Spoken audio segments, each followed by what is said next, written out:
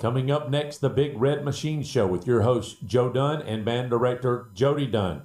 But first, a word from our longtime sponsor, KC Electric. KC Electric has been the longest running sponsor of the Big Red Machine Show, and WAAZ and Crestview High School appreciates KC Electric for their support.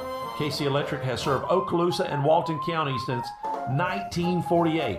That's right, 1948. You've got to be doing something right to be able to say that. KC Electric can handle all your AC, heating, and electrical needs. A Carrier dealer, KC Electric services all brands of AC units. Give KC Electric a call, 682-3037. That's 682-3037.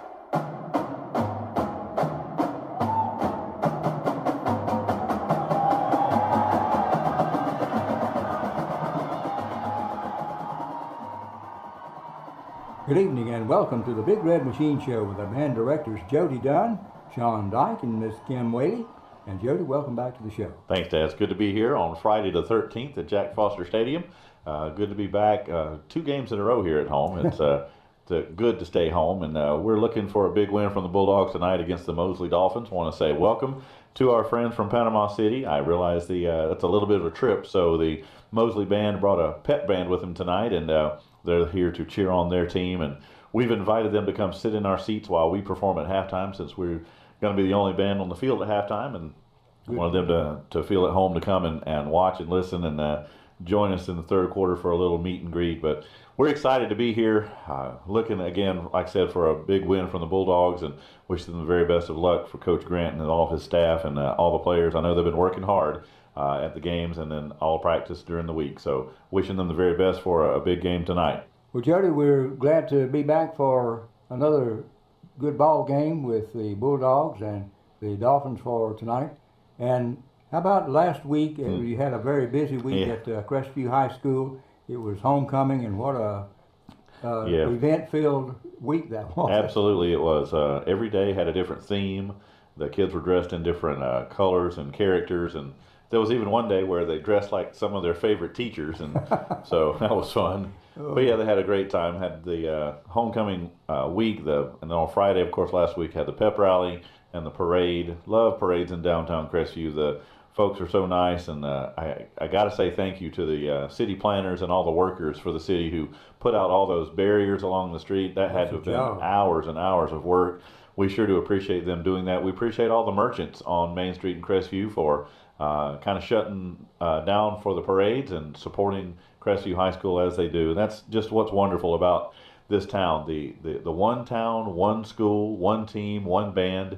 That's the way it is, and it's a wonderful feeling, and I hope that never changes. That's who Crestview is, and it will always get my vote to stay just exactly like that. But yes, it was a very busy week, and it was a tough game for the Bulldogs, but it was always fun to see our alumni come back as we recognize all of those classes who've come back over the years. And congratulations once again to our homecoming court. And it was great fun to see all the floats and the pageantry of homecoming. And of course, halftime was spent in celebration of the homecoming court. And our plan was to perform the full show after the post game. Yeah. But then the rains came about halfway through the fourth quarter, and we had to get out of there and protect those students and the equipment and the uniforms and everything. So we look forward to performing our full show at halftime tonight here at Jack Foster Stadium. All right. Get ready for that. And, you know, we talk about last week was busy, and it was, but as I ask my staff all the time, what's next? Well, what's next is this week is District MPA Week, and we like to say the Florida Bandmasters Association District 1 Marching Music Performance Assessment. That's the full title. Sean's going to talk to us in a little while about what District 1 actually means for FBA. But tomorrow at Fort Walton Beach High School is the District 1 FBA Marching MPA. And we've related it in years past to the current iteration of the state assessment, and I believe it's called the FAST test these days. It used to be FCAT and used to be all kinds of other things. Right. But this is our version of the FAST test. This is our state evaluation, and a panel of state certified adjudicators in various fields, music, movement, for example, will evaluate the band based on a set of standards, rubric that they compare our performance to. and they assign a rating or a grade, if you will, and that grade gets entered into a very large binder report and sent to all the superintendents and principals throughout the state, and that is our grade for this semester. And so tomorrow at Fort Walton Beach High School is our most important day of the year for this season. And I certainly wanted to invite everybody to come down and watch. The first band goes on at 2:15 p.m. Our friends over at Pensacola High School will start the event. And then it's about every 15 minutes or so there are bands throughout the day. And then the Crestview High School Band is the last band of the evening. We perform at 7:30. But if you like watching some really good bands, just come spend the day. Come spend the day at Fort Walton Beach High School. Have some hamburgers and hot dogs and enjoy a wonderful day of high school band programs here in District 1. And for sure come out and cheer for the Big Red Machine as we perform this very important performance at 7:30 at Fort Walton Beach tomorrow evening. Okay, Jody, thank you for that review of what happened at Crestview High School the last week and what's coming up for next week or tomorrow, Saturday. Yeah, that's right. It's here. Okay. All right. Well, let's take our break here for our sponsor, Casey Electric, and we'll be back in just a moment. Casey Electric has been the longest running sponsor of the Big Red Machine Show, and WAAZ and Crestview High School appreciates Casey Electric for their support. Casey Electric has served Okaloosa and Walton County since 1948. That's right, 1948. You've got to be doing something right to be able to say that. Casey Electric can handle all your AC, heater, your dealer. Casey Electric services all brands of AC units. Give Casey Electric a call. 682-3037. That's 682-3037.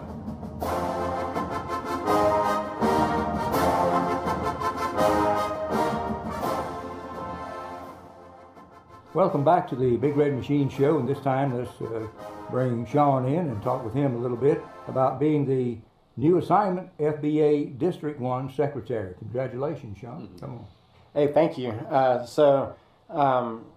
My primary responsibilities as Secretary of District 1, which is comprised of middle schools and high schools of Escambia County, Santa Rosa County, and Okaloosa County. I take meeting minutes and I submit them to the Executive Director of the state of FBA, and they go get approved and then posted on our FBA website. Mm-hmm. These meetings consist of what's going to happen. Like this past meeting, we talked about our all-state auditions that we had last month, and talked about this marching MPA we're having tomorrow. So throughout the meetings, I'm taking notes as to what's being discussed and what our plans are, mm-hmm. To help push District 1 ahead of the curve. So if you can imagine a room full of band directors, and we have lively conversations. Yeah, I'm sure. And Sean has to keep up with all of that, and we do follow Robert's Rule of Order when it comes to motions and seconds and mm-hmm. voting, and Sean has to keep up with all of that to make sure that it's organized well into our minutes. So it's a job. Yeah, it is. And I would like to say he was elected to this. He was nominated by his fellow band directors and was elected to the position by the directors of District 1. Well, that makes it even more valuable. It is, absolutely. So here a couple years ago, we started to notice directors are younger and newer toward the profession. So we started creating little clinics, professional development clinics that we're working on setting up and helping them, get their feet on the ground and figure things out. Other responsibilities help run the MPA events like the Marching Festival tomorrow, the mm-hmm. solo and ensemble stuff, concert MPA in the spring semester. And just overall making sure those are run smoothly, and rule interpretations, helping Derek Fields, our district chairman over at Fort Walton, help him any way I can. Well, all this experience that you have, and Kim and Jody, it needs to be passed along, and because someone's got to be ready to fill your shoes when you retire and so forth. Okay. Well, what we didn't tell Sean when we elected him to be district secretary was that in 2 years, the tradition is the secretary ascends to the chairmanship position. Right. So we just didn't tell him that. Okay. But I've definitely learned a lot already in the year plus that I've been doing it, and I'm sure I'll be learning a whole lot more. You will. Absolutely. He's doing a great job. Well, thank you, Sean, and we appreciate you keeping us posted on the events and the way that band directors, they don't just go to school and teach music, okay? That's true. They've got a lot more to do. And now, let's bring on Kim, and welcome back, Kim. It's good to be here. All right. Well, tell us about some program I didn't know about. Was a middle school mentor program. Yes, that's something we started. I believe we'll be doing our 3rd year now, and each year we get a little more organized. But what that is we get with each of the middle school directors, and they set up a schedule for however they want on an afternoon. Maybe one afternoon the flutes will stay and the saxophones will stay. And we have our kids, our older kids, will sign up for times, and they'll go over to the middle schools. One week we go to Davidson, and the next week they go to Shoal River, and they sit down and they work with these beginning students. Some of them are older students, but most of them are beginners, and they play alongside of them, modeling and just forming friendships, forming bonds, and helping them. And it's really interesting because our kids they're still students themselves, so they don't realize how much they already know until they sit down with someone who's only been playing a couple months, and they find out that yes, they do know a lot more than they thought they did. Yeah, they carry a lot of influence with them, and They do. A little older, and they're more knowledgeable of the. Well, and another great thing about it is until you've sat down and tried to teach somebody something, that brings a whole other element into it, and they learn a lot, and I think they have a greater appreciation for teaching when they've gone through this experience. And they also get to earn community service hours. All right. Towards their Florida Bright Futures scholars, so that really is beneficial for them. Programs like that not only help the middle school, but also the senior school. Exactly. Because to teach is to learn yourself. That's right. Yeah. Well, thank you, Kim, and that Thank was you. very interesting. Jody, let's wrap up with a preview here. Well, believe it or not, we're coming into the last part of our season already. So next week we travel to Milton, to the friendly confines of Panther Stadium there, and that has been a long time rivalry that I remember from when I was in school and before. But the folks over there in Milton are wonderful. They're welcoming. They're hospitable, and we enjoy playing there. It's a unique stadium for sure. It really is. Feel like we're a part of the game. We're so close to the field sometimes, but looking forward to that experience. And our kids love getting on a bus and going to ball games, and they do a great job. I guess it's the older students have learned so much about the process, and when we arrive, the logistics just kick into place, and we've got a loading crew, and our parents are just fantastic. They just kick it into high gear. Jump in and do it. The loading crews are wearing these caution vests, and I mean, it's really, the organization that the parents have put into place is incredible. But we're looking forward to going to next week to Milton. And then next Saturday, following the Milton game, will be our final contest festival of the year, where we go to Opp, Alabama, to the event. We went there last year, had a great time, called the Little Bighorn Marching Contest. And we perform late in the evening. We're the final band at that event. But we get there early. In these types of events, we like to take our kids early so that they can sit and watch other bands play, and they just really love doing that. So it's going to be a full day, and looking forward to that as kind of the cherry on top of the cake, or the flag on top of the mountain, as it were. We've talked about that, and then from then after that, we follow the Bulldogs, and of course, November 3rd is our final regular season game versus the Fort Walton Beach Vikings, and we have something special planned on that game that we'll talk about next week, in addition to our show. And then we've got Veterans Day Parade coming up. We've got the Christmas Parade coming up. Believe it or not, already here. We're working on Christmas tunes already, and jazz band, and you got to keep up with what's next. And so we're preparing a lot of good stuff for the end of our marching season, cheering for the Bulldogs, celebrating our veterans, and then looking forward to the holiday season. And I have a question for you to answer. I couldn't remember exactly, but I was asked, How many buses do y'all have to take? We take 9 school buses. 9. 9. And that's every time the whole band goes anywhere. Yeah. Like to Pace, we took 9. Niceville and Milton Yeah. were taking 9 school buses. Yeah. We also have to have 2 rental trucks, the box trucks, the 24 footers. Yeah. And we have folks that drive and unload those, and it's just an amazing thing. But when we take off down the road, it's a convoy for sure. Convoy, yeah. That's right. And that's why I'm just so blown away by our parents and how our kids respond to the logistics involved. Load up, we're all in the auditorium, and they've had their time, and they make their little speeches, and they get ready, and then I come on and give final instructions, and half the band exits this side and half the band exits the other side of the auditorium, and it's by grade, by bus.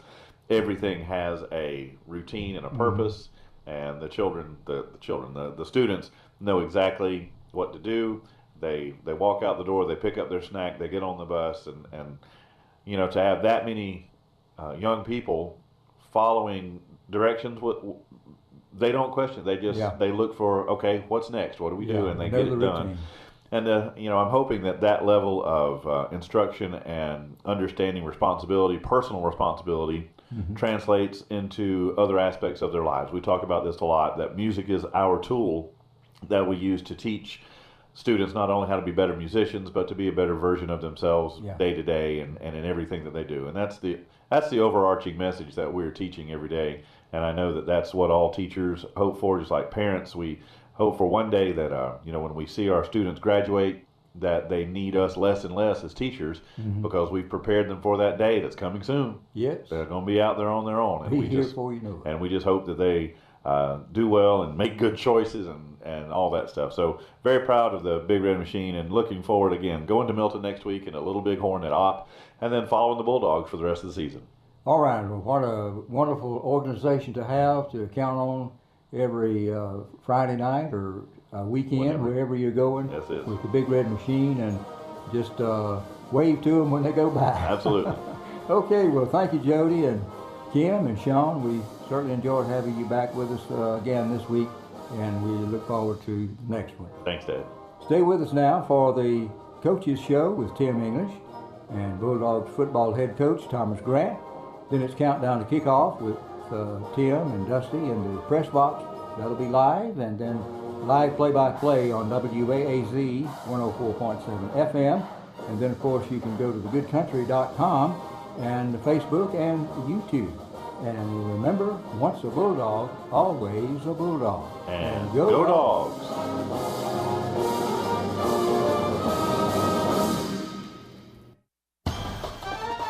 Hello, this is Dixie Dan Powell. Just like in the courtroom, you got to be Bulldog tough. It takes teamwork to get to the goal line and to win the game. Go Bulldogs. Call us, Powell Injury Law, 850-306-2667. That's 850-306-2667.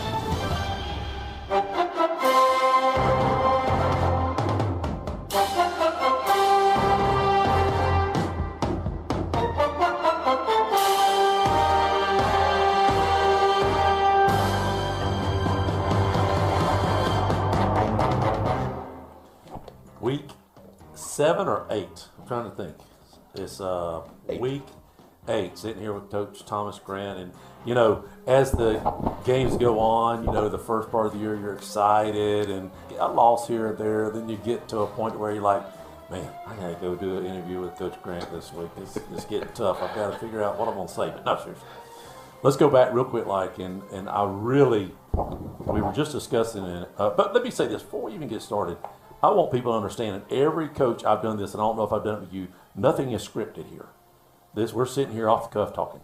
You don't see me with questions. I've never done that. I don't feel like doing that. I just like whatever's off the top of my head. And sometimes it makes for a good interview, sometimes it doesn't. But last week, Childs comes in and listen, very talented. But bring me to the 14-0 third quarter start. Where do you think we were there? I mean, we was down just 14. I mean, I thought that if we could get something going offensively, that, it was still anybody's game. I thought up to that point, defense, for the most part, was playing a lot better than the week before. We had a long touchdown run where we had a missed tackle about at the 3-yard mark that went to the distance, and then we had a The receiver ran a great route and just kind of, turned our DB around for their other score in the first half. So, I mean, but other than that, I thought we played much better defensively. I know at the beginning of the game we lost a couple players on defense. Yeah. So, with all that, I thought defensively, we played okay up to that point. It looked like to me, and of course, y'all were right down there on the field, but it looked like there was a crackback on the sidelines. Did they miss that? Or because it looked like to me when I went back and looked on YouTube, the guy was standing right there watching the play, the backfield judge, and I don't know what did they say? Was that a clean block or something? Well, it definitely wasn't a clean block. It's just something that he did not see. He missed, but look, again, that's I've had bad play calls just like anybody. Right. It's something that he says he was kind of blocked with the other two guys and really didn't see it. So I mean, it's just one of those things. It's unfortunate for our player that took the hit. Yeah. But luckily he bounced back up. He bounced back up, and we're glad we did because we're really thin in the secondary. Yeah, and let's just real quick, do you have any update on the two that went out? Not at the moment. We're supposed to get a report on Appleby at the end of the day today. Parks is doing better. We are. He's getting treatment at practice. So hopefully he'll be ready to go Friday. And we have a few other guys, probably 4 or 5 that are getting treatment, trying to get back for Friday night. I've got to be honest with you. In the 25 years, or 20, this is 24, 25 years I've called, I don't recall this many injuries or hammies or whatever or cramps or the gamut from the little. It seems like every Friday night you're battling. Oh, yes, sir. Well, I think part of it is to do with, you can relate to how young we are. Where most varsity teams, they're juniors and seniors where they've had 3 or 4 years in the weight room to kind of work on their body.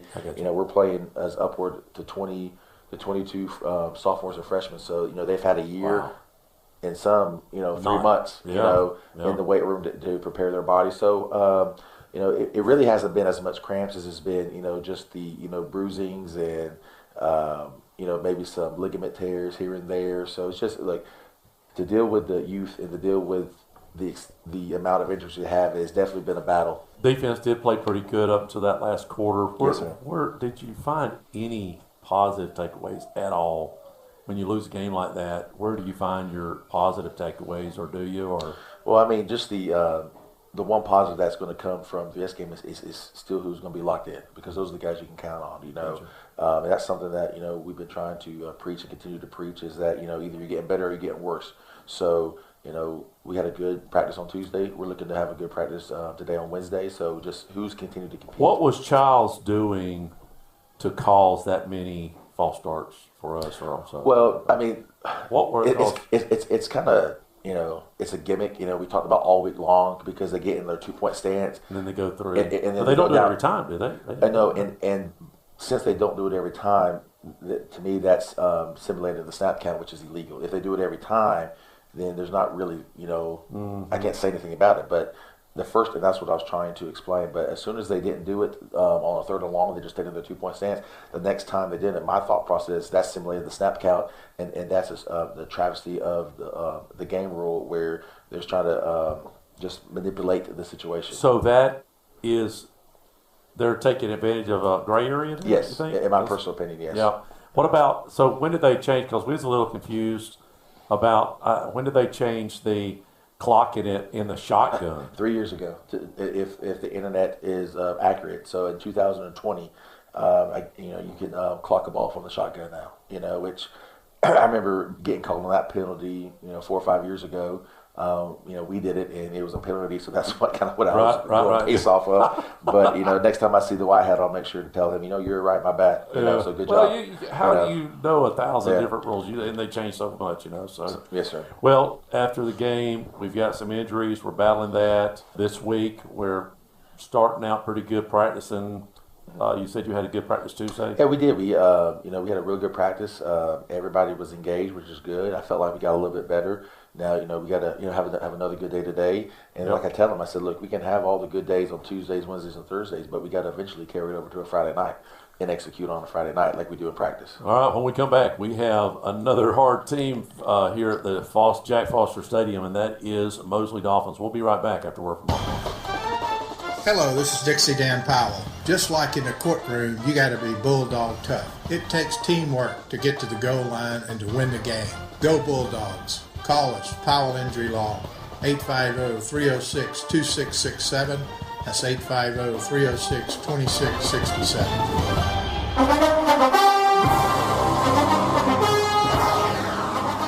Well, we're back with Coach Thomas Grant. Coach, Mosley Dolphins come in. Now, last year we played them on a Thursday over there. It was foggy, nasty. You know, they sort of had a number a little bit. They're probably, I don't know, they're about, I think they're, you know, maybe the same type of talent as they had last year, no? Well, they don't have. I mean, last year they had a Division I tight end. Oh, that's right. He's not there anymore. I know they got a kid committed to Arkansas, a DB, number 5. I don't know his name. I just know his number. How many guys you got going to Arkansas, Coach? Nobody right now. Nobody right now. But or have you? But yeah. So I mean, look, they're talented. I think their quarterback is despite the kid going to Arkansas, I think their quarterback is the best player on the team. He may be the best quarterback that we'll see all year long. I think he's really, really, really good. He throws the ball well. He runs the ball. He's just a tough kid. So, I mean, he's one of the premier quarterbacks in the area. You have all these injuries we talked about first part of the show. What do you do to slow that guy down? I mean, what's well, you know, we're going to try to get, 11 eyes on him. We talked about this week, you can't rush past the quarterback. There's a couple times last game where, we had about 4 or 5 sacks off the top of my head. That was a lot of sacks, too. It was, but once you get to a certain point as a defense lineman, once you get to the quarterback's depth, you got to be able to go back underneath. So it doesn't great. Alleys, we talked about, linebackers that, in your drops, we can't get too far because if he brings the ball down, we got to come, force the issue. So because he does like to use his legs a lot. But saying that, I mean, he throws a really good ball, has a good arm. So he's definitely the focal point of their offense. Offensively, where do you think we're going to have the best success? What are they going to show you? It's last year they played us in a lot of bear, cover zero. They've shown that on film this year when teams have been in 11 personnel with a tight end or fullback. But when teams have gone more 10 personnel with like 4 wide, like we do in our doubles and trips, they've been more of a 4-man front. So it's just. It depends what they get. If they give us, the look where it's cover zero, that means there's 7 people in the box, and that means that we have to, be able to throw the football and win one-on-one matchups because, it's hard to run it on a box of 7 when you only got 5 people blocking. The math doesn't really, work out there, too well. So, but if they give us, that four-man front, we've kind of faced that all year long. It's just we got to be able to get a hat on a hat and have an aggressive mindset up front, kind of a nasty. Mindset, where my guy's not making the play, Right. And that's something that I feel like we've lacked, this year. That was kind of the has been a foundation probably since Hatton's, probably 3rd or 4th year here when, we started having a string of, collegiate football players. Sure. And the offensive line, I think we've like 5 or 6 in a 10-year span went to play, college football, so or more. It's just off the top of my head, but it's a personal pride thing that my guy's not making the play, and if we can do that, maybe we can get the running game going a little bit, which will, help everything out. Will help the defense out because, they don't have to spend as long on the field. Will help our passing game out because that will set up our, play action and our RPO game and all that good stuff. So hopefully we can play better up front. So, of course, trying to win the game tonight, but other than that, what is the one thing that you want to see from your guys, or what are they trying to accomplish? Look, we want to play better. We want to be able to move the ball offensively. We, as coaches, you want to see, all right, we've worked all week long on this, so let's go out there and execute this. what we've worked on. And if we need to make adjustments, we will. But over the past couple of weeks, we always haven't done what we've been coached to do, Gotcha. and that's something that we got to do a better job of. Whether that's just lining up correctly, whether that's whatever the blocking scheme or route concepts, whatever it may be. But we just want to get out there because look, that was as bad as an offensive performance that I've seen, and look, that's my fault, and that's something that we're working on to get right. So well, time out.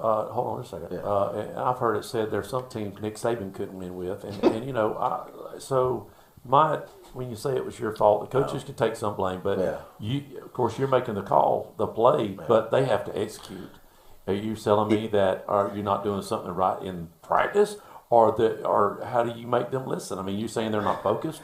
I mean, no. the generation that today that we're dealing with is totally different when you was, and even when I was raised. Yes, sir. If we messed up, we were fearful of our parents when we came home if we wasn't doing what we were supposed to do of getting a beating right. Yes, sir. That no longer happens. Basically what I mean by that, at the end of the day, good or bad, the buck stops with me. It does. And look, like I told him in the locker room, you can put all the blame on me. I got big shoulders, and look, I promise you, I look after every game, I look myself in the mirror, what I need to do better. That's essentially what, I mean by that, because, obviously, the play calls maybe should have been better. I felt good going into the game, but obviously we did not execute the way I wanted to. So maybe it's something to do. Maybe we have to prepare a different way, and that's something that we've changed up a little bit. We went more team on Tuesday. We'll do a little bit more team today.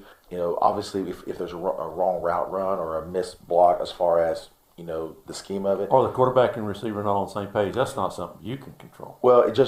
Maybe we just need more reps. Maybe it's something. So I'm always going to look at myself first before I put blame on a kid. Unlike the Miami coach, when he should have took a knee, he should just manned up and said, we should have took a knee out. We shouldn't have called the thing run play. Right, and that's basically what I'm doing. Managing time is absolutely a sideline thing, and we talked about that here 2 or 3 weeks ago about.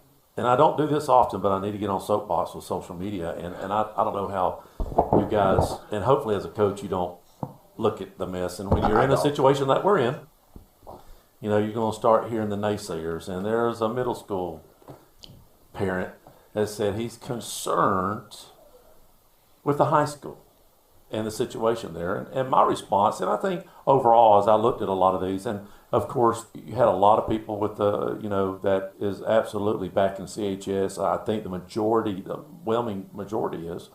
But one of my things is if there's a concerned parent, and tell me if I'm wrong, there's a concerned parent that has any sport, kid playing sports, they should be working, that kid should be preparing now in the middle school level to succeed at the high school level. How many kids do you get that's not even somewhat prepared at this level that you think they should be? At least half, maybe?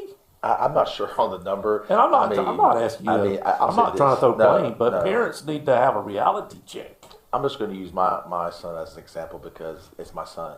I don't tell him to go outside and work on whatever. If he wants to do it, he does it. But at the end of the day, if he's not good enough, the blame's going to be on him. Type thing. Right. I do think with Coach Small and Coach Gillis, in their respective staff, I think they do a good job of getting the guys, ready for up here. And look, whenever, a team, is struggling, there's going to be people with concerns, and that's fine. But, sure. Now, back, when I was, playing, we didn't have social media, but now again. You just had the sidelines. You just heard them hollering from the sidelines. I told my parents if they ever talked to a coach, I wouldn't play no more. Because if I had a concern, I would go do it. There you go. But that's few and far between now. Right. And I didn't want my parents at practice. I didn't talk about. Look, Dexter Day, coached me in middle school, and I can't tell you all the things, all the colorful words I learned as a 7th grader. So okay. You open the window. Was Richburg the only one year? Say it again now? Was you on the team with Davidson that lost to Richburg? Oh, no. You remember that one? There's only one middle school I'm that old. I'm old where there's only Richburg. Davidson opened up my 9th grade year. Okay. Yeah. So, yeah. Real quick, I got to tell you this. Yeah. So I pulled up on a Friday. I was getting here. It was in the early 2000s. And I heard Dexter going off on those kids. They were wearing them out on a Friday afternoon, right? So I had no idea that Richburg beat Davidson the night before. I had no idea. And anyways, I get on radio and we're talking, and our pregame show back then was live, and I said, man, I pulled up to see, and they were wearing those kids out. There was all kind of words flying, blah, blah, blah. I said, whatever. About 10 minutes later, knock on the door, like, what? It was Dexter, son. He was coming. He was like, what did you say? I was like, what? I don't know the time. But no, getting back to that, though, Dexter was a great disciplinary guy. And I said, and it was the fear of God. Yeah, and I said to say that is that there's a time where he asked my mom, does Thomas come home and tell you about practice? And the answer was no. I didn't go home and tell mommy and daddy because, I trusted my coach and everything. So, he was kind of shocked, but I don't know. That's just how, maybe my dad been in the military, and I don't know, but I just didn't feel the need to, and again, we didn't have social media, but it seems like, everybody wants to put their life on social media, which that's great. I mean, I do my best not to read the stuff because I think the kids know for the most part that I'll run through a wall for them. I love them, and look, and at the end of the day, we want to win as much as possible. But if we're also creating better men, if we're better husbands, better fathers, then that's something that we've kind of lost track in high school sports. That's right. But hopefully, it's something that we can get back to. Well, we are getting back to it here because I'm very proud that especially the seniors, because I think they've done a great job of mentoring this young team. Especially guys like, Michael Foley, Ahmad Thomas, Lazarius Parks.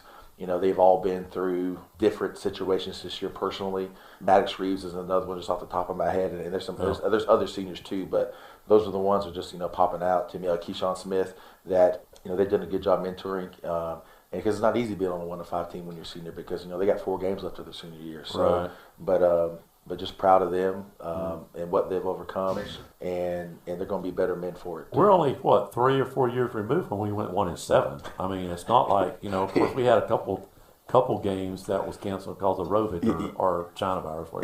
Look, that's one thing. I remember I was telling the coaching staff yesterday. In my 4 years here, I remember winning 11 games. So I mean, and there was a time in the late '90s and early 2000s. That there was a lot of losing seasons here. Coach Hatton has kind of he turned that around in his 4th year.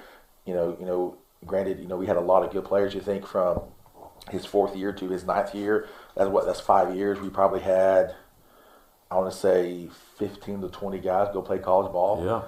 I mean, I challenge. A lot of good talent. Well, I challenge anybody to pick a 5-year span where we've had that many people go play college ball, in any 5-year span, whether that's with Coach Brunson, Coach Olson, Coach Morgan, whoever. So, and, last year we had I think 27, 26 seniors, and seven of them had the opportunity to report to a fall camp, So, this year we'll have, possibly 2, maybe 3, depending on, But going back, like you said, you've got 20 kids or so that are freshmen and sophomores that are playing. Yes, I mean, you're just super young, right? Look, we're young, and I'm not sure if I've already said this already, but usually juniors and seniors play. I mean, that's 3 years of lifting and getting your body right. Where we're asking a 14, 15-year-old kid to compete, at a high level with guys that have been in the weight room for 3 years, and they've been in the weight room for 3 months. You can tell a difference. Absolutely. I mean, you just played the last 3 teams where it seemed like they was twice their size. Yeah, yes.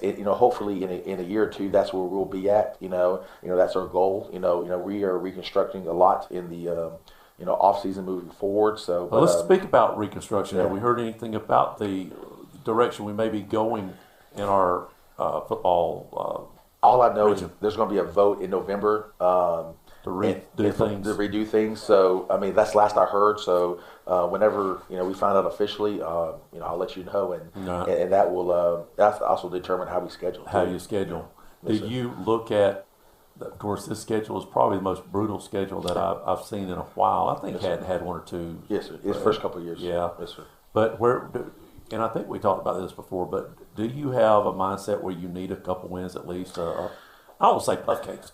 But you look at all of them. All the teams we played, Niceville's got a puff cake. It's just, of course, you were stuck with it a little bit. This is our 2nd year, right? Yes, sir. So, I mean, last year we went 2 rounds. Had a really good team for your first year. So. Yeah, look, we did. We had a lot of, like you said, senior league. We had 4 seniors on the offensive line. We had seniors all over the offense. We had seniors all over the defense.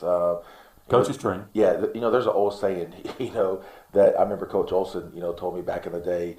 It was either Coach Olson or Coach Brunson, but for every sophomore you start, usually that's a loss. So just because they don't have the experience and everything. So knowledge. But look, like I said, I'm proud for the fact that the kids are continuing to practice. They're continuing to practice hard. But we just got to get better. Then eventually we got to go do that on a Friday. And keep the Sharks away from the 9th and 10th graders. I better not see any of our guys playing for other teams. Wouldn't that make you sick? Look, that's probably the biggest thing I disagree with Governor DeSantis in. Personally, he should have nothing to do with high school sports. He should leave it to the FHSAA and all the politics and the litigation. should allow them to do their job, and they shouldn't be fearful of somebody over their head. So really, it's on now to the point it's on the government, because with all the stuff that they're passing and allowing to happen. But it's unfortunately it's a world we live in. The community pride. It seems like it's going away. It's no different than creating these super teams in the NBA or anything like that. So it's unfortunate, but I can there's no place I'd rather be. I don't care if the University of Miami came in and talked to me. I don't want to be there.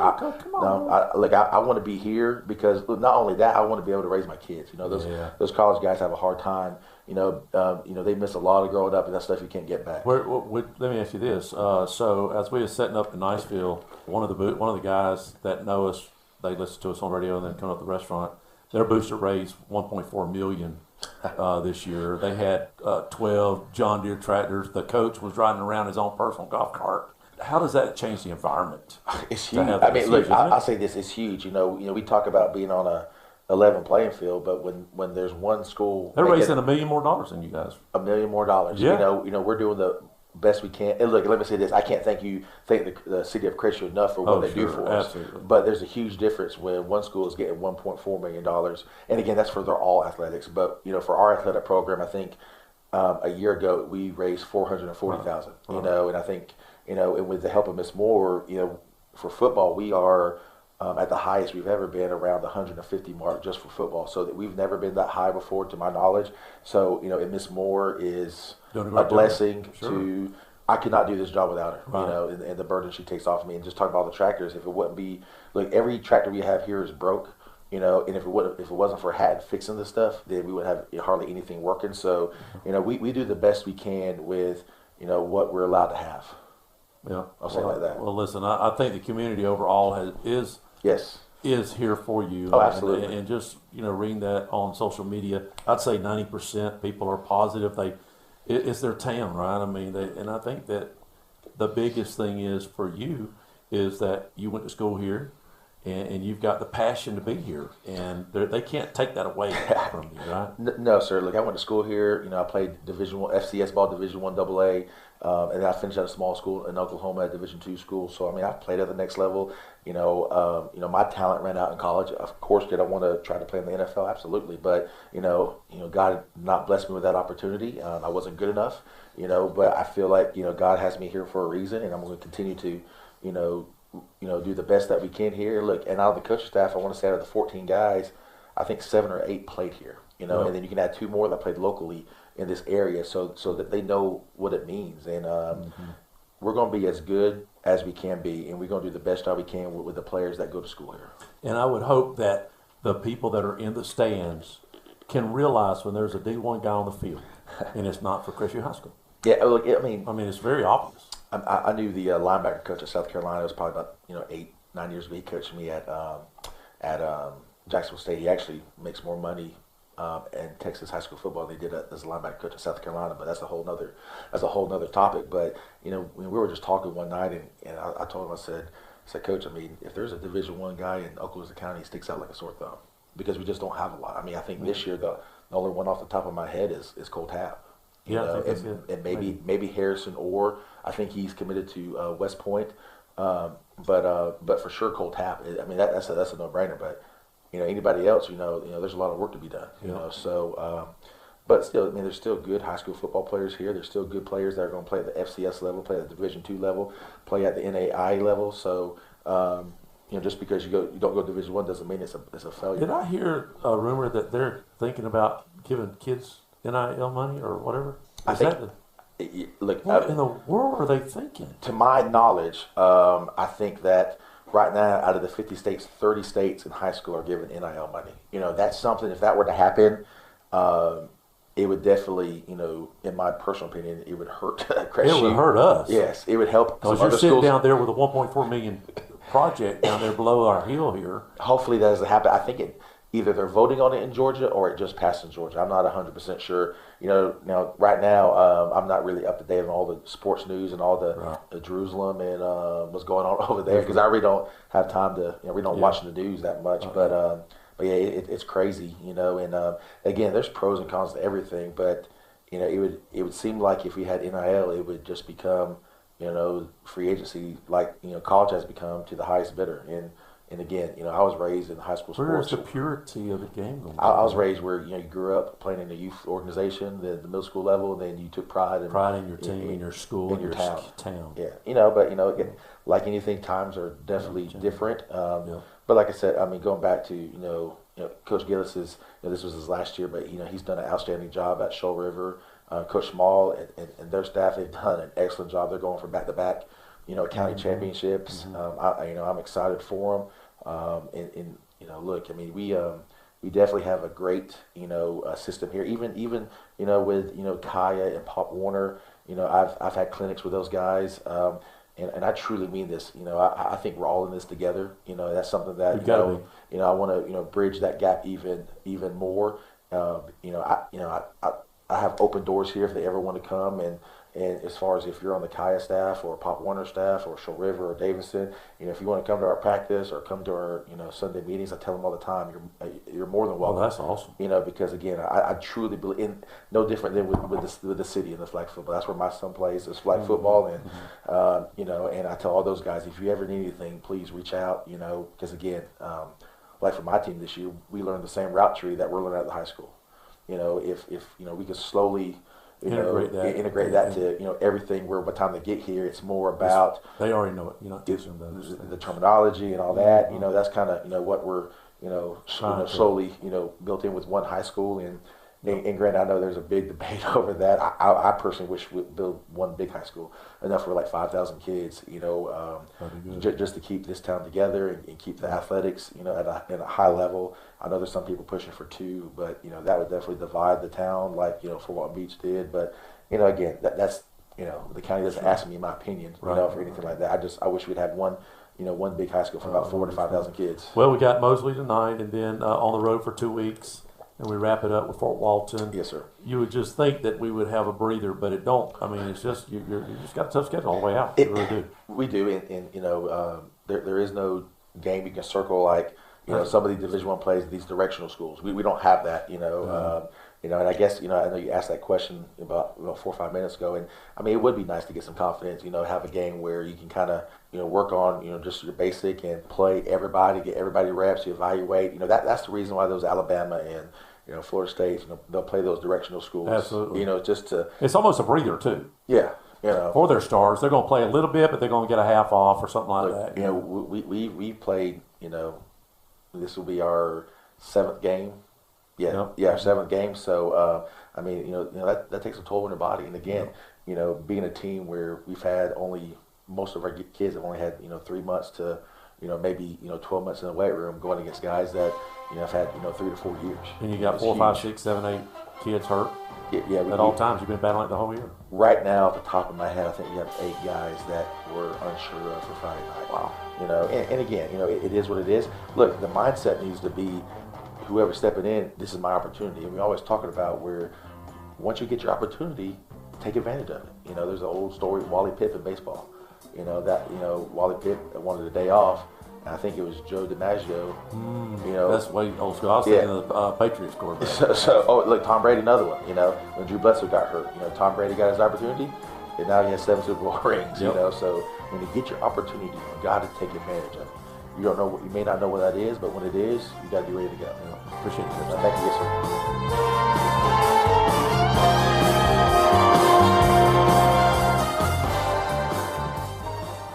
Well, here it is. Countdown to kickoff, where we cover all 30 teams in Northwest Florida and South Alabama. And this year it's sponsored by the Holloway Agency. This is Dusty Holloway, owner of the Holloway Agency, and we are proud supporters of the Crestview Bulldogs. The Holloway Agency is your locally owned and operated independent insurance agency, and we offer a full line of coverages for all of your home, auto, business, and life insurance needs. Our offices are located at 168 West Woodruff Avenue in historic downtown Crestview. Feel free to drop in, or you can give us a call at 850-682-1900, or you can go to our website at www.thehollowayagency.com. Go Dogs!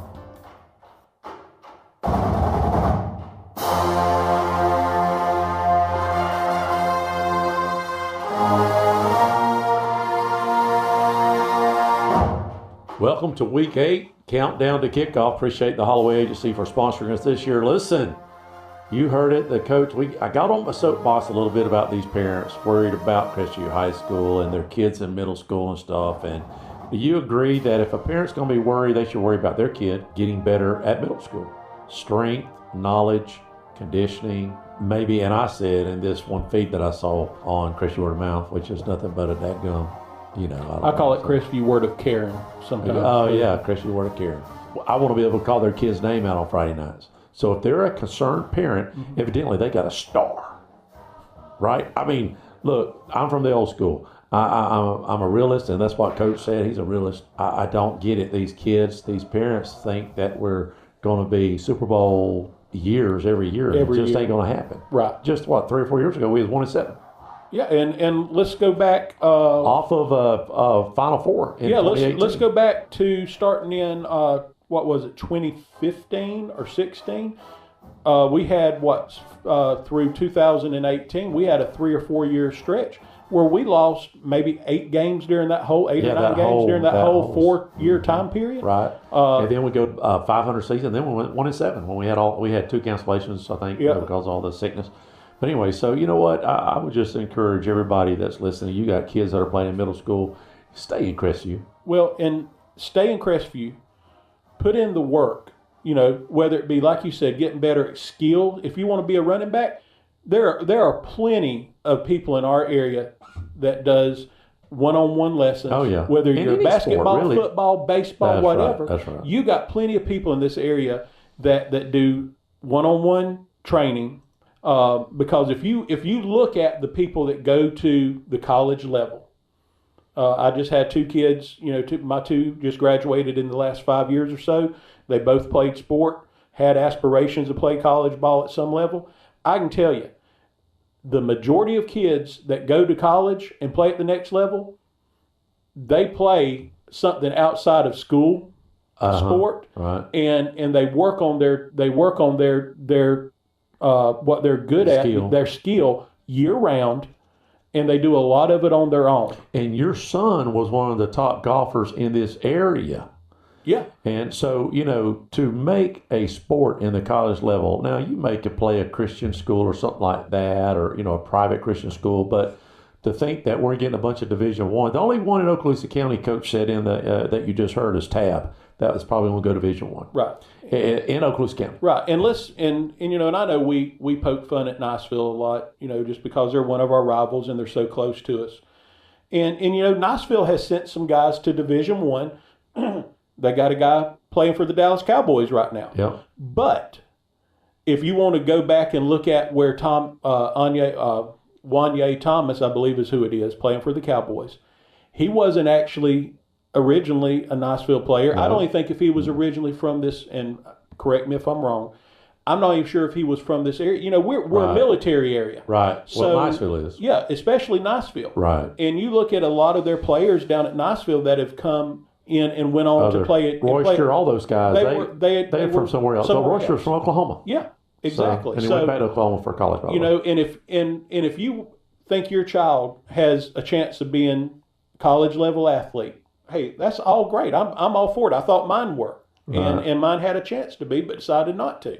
But there are so many ways for your kid to get exposed to college coaches today, whether it be through camps, whether it be through online video, through Huddle, going to tournaments, going to volleyball matches, name it. Your child can get exposed. If your child is great and they're on a losing team, they're going to find. They're going to see. Because I was just off air. Coach said he gets calls every day. Who do you got? Who do you got? Who do you got as a senior that we can look at? Right. And even though we're 1-6, 5, he still gets the phone calls. And guess what? You might be a recruiter for Florida State. And you might be watching and looking at a guy that's playing for, let's just throw Pace in. Say we were playing Pace here a few weeks ago. You might have a guy that Florida State's thinking, I wonder if we want to offer this guy from Pace. So they're watching Huddle video or whatever. Next thing you know, Crestview's getting their, we're getting it handed to us pretty good. But all of a sudden they see somebody and says, who is this guy on this Crestview squad? Let's find out a little bit about this guy. They don't care what the end score. Right. They see potential that's going to make them a better team. That's right. So, I guess, and we've always preached this. If you live in Crestview, stay in Crestview. Stay in Crestview. And if your child wants to play and doesn't want to be here's the thing. Fact of the matter is, there's going to be first team, there's going to be second team, there's going to be backups. Not everybody's going to be a starter. But if you want your child or your child wants to be a starter, work for it. And guess what? If they want that aspiration of going to the next level, they will get noticed. Sure. Well, if you look at week 8, I can't believe we're already here. There's only 2 teams that are not playing, and that's Bluntstown and the University of Niceville. They're the only 2 teams that are not playing. So let's start with our 1R Region 1. Some of them, a lot of these divisions or regions are playing each other. We're at that time of year. Yeah. So right off the bat, Bozeman leads this 6-0. Chipley was open the last 2 weeks. They're 4-1. Holmes County 5-1. Jay 4-2, and then it just drops off from there. So start with Bozeman taking on Port St. Joe at Port St. Joe. Yeah, Port St. Joe coming in 4-2. Bozeman, like you said, 6-0. Had a very impressive 35-9 win last week against Destin, which going into that game was undefeated. And Port St. Joe, trying to look and see who they played last. Sorry, I thought I had that. Yeah. I think they played Vernon, if I'm not mistaken. They did. They played Vernon last week. It beat Vernon 39-9. So very similar scores offensively and defensively. So this is going to be a good game. The only thing is, I don't understand how Bozeman is scoring so many points compared to how many they're giving up. It's really unbelievable. Yeah, they're averaging about 35 points a game offensively, only giving up about 8 points, so a little bit over a touchdown a game. Port St. Joe is just really, just hardcore, just hard-nosed football, grinding out, averaging about 20 points a game, giving up about 14 or 15 a game. At Port St. Joe, could be a good matchup. I think it's going to be. That I say it was a good win for Bozeman, and I really want to think that it was, but we still have that unknown about Destin. Right. How big of a win was that really for Bozeman? I mean, if you go back and look at Bozeman, they've beat the Little Rattlers, who has a losing record. They're 1-5. Southwest Georgia Academy, they beat them 10-7. Baker losing record 33-7. Weewa struggling 49-12. Freeport 1 win. Yeah. Or does Weewa got 2? I think maybe they have a couple wins. Right. Destin, the only team they played with a win and record. With a win and record. So Port St. Joe plays a pretty tough schedule, coming in 4-2, and then they have Chipley and Holmes County. So. We'll see, and then a bigger Rutherford team, which hadn't won in a lot of games, but and I think we mentioned that about Bozeman last week. This 4-week stretch that started last week, it's going to be tough. That's right. This is really going to let you know how good of a team Bozeman's got. Well, and Chipley, they were open the last 2 weeks. You normally don't see that. Don't know what happened there, if it was a scheduling thing or whatever. But they have Destin coming in at 6-1, and like you said, Destin got beat last week 35-9 against Bozeman. How do they reel back from that? They are at home, so should help some. It's at home. It's at Destin. So things have been just cruising along for Destin. You jump out to a 6-0 start, and you take your first loss, and it was really kind of a gut shot. It was a big loss. It wasn't a close game. You would probably think for Destin, hey, if we lose this game, we're playing a good Bozeman team, an established team. Let's try to keep it close. And then you come out and lose 35-9. I said Chipley was 4-2. I think they're 4-1. Didn't I say 4-1? Yep. The only loss they have is to Holmes County. Yeah. A close game. Well, I'll say a sort of close game, 46-36. They lost that to Holmes County, but they beat Geneva, Vernon, Hollis Christian, and Bay. So I don't know. We'll see. It should be a good matchup. And the thing is you look at Chipley's schedule. They haven't played since September 22nd. That's amazing. That's going to be one thing that I think is going to play. Even with the loss, I think that's going to play into Destin's hand. Guys are, they're a little bit more in sync. You come off of 2 back-to-back weeks. Yeah, you want that open week at some point in time to heal up some energy or injuries and everything. Right. But 2 weeks in the middle of the season, that it's going to be interesting to see how that affects Chipley coming out of the gate, at least early on. Holmes County's 5-1. Has started off really hot. They play a Freeport 1-5. It should be a cakewalk for Holmes County. They're at home. They come off of a big win last week.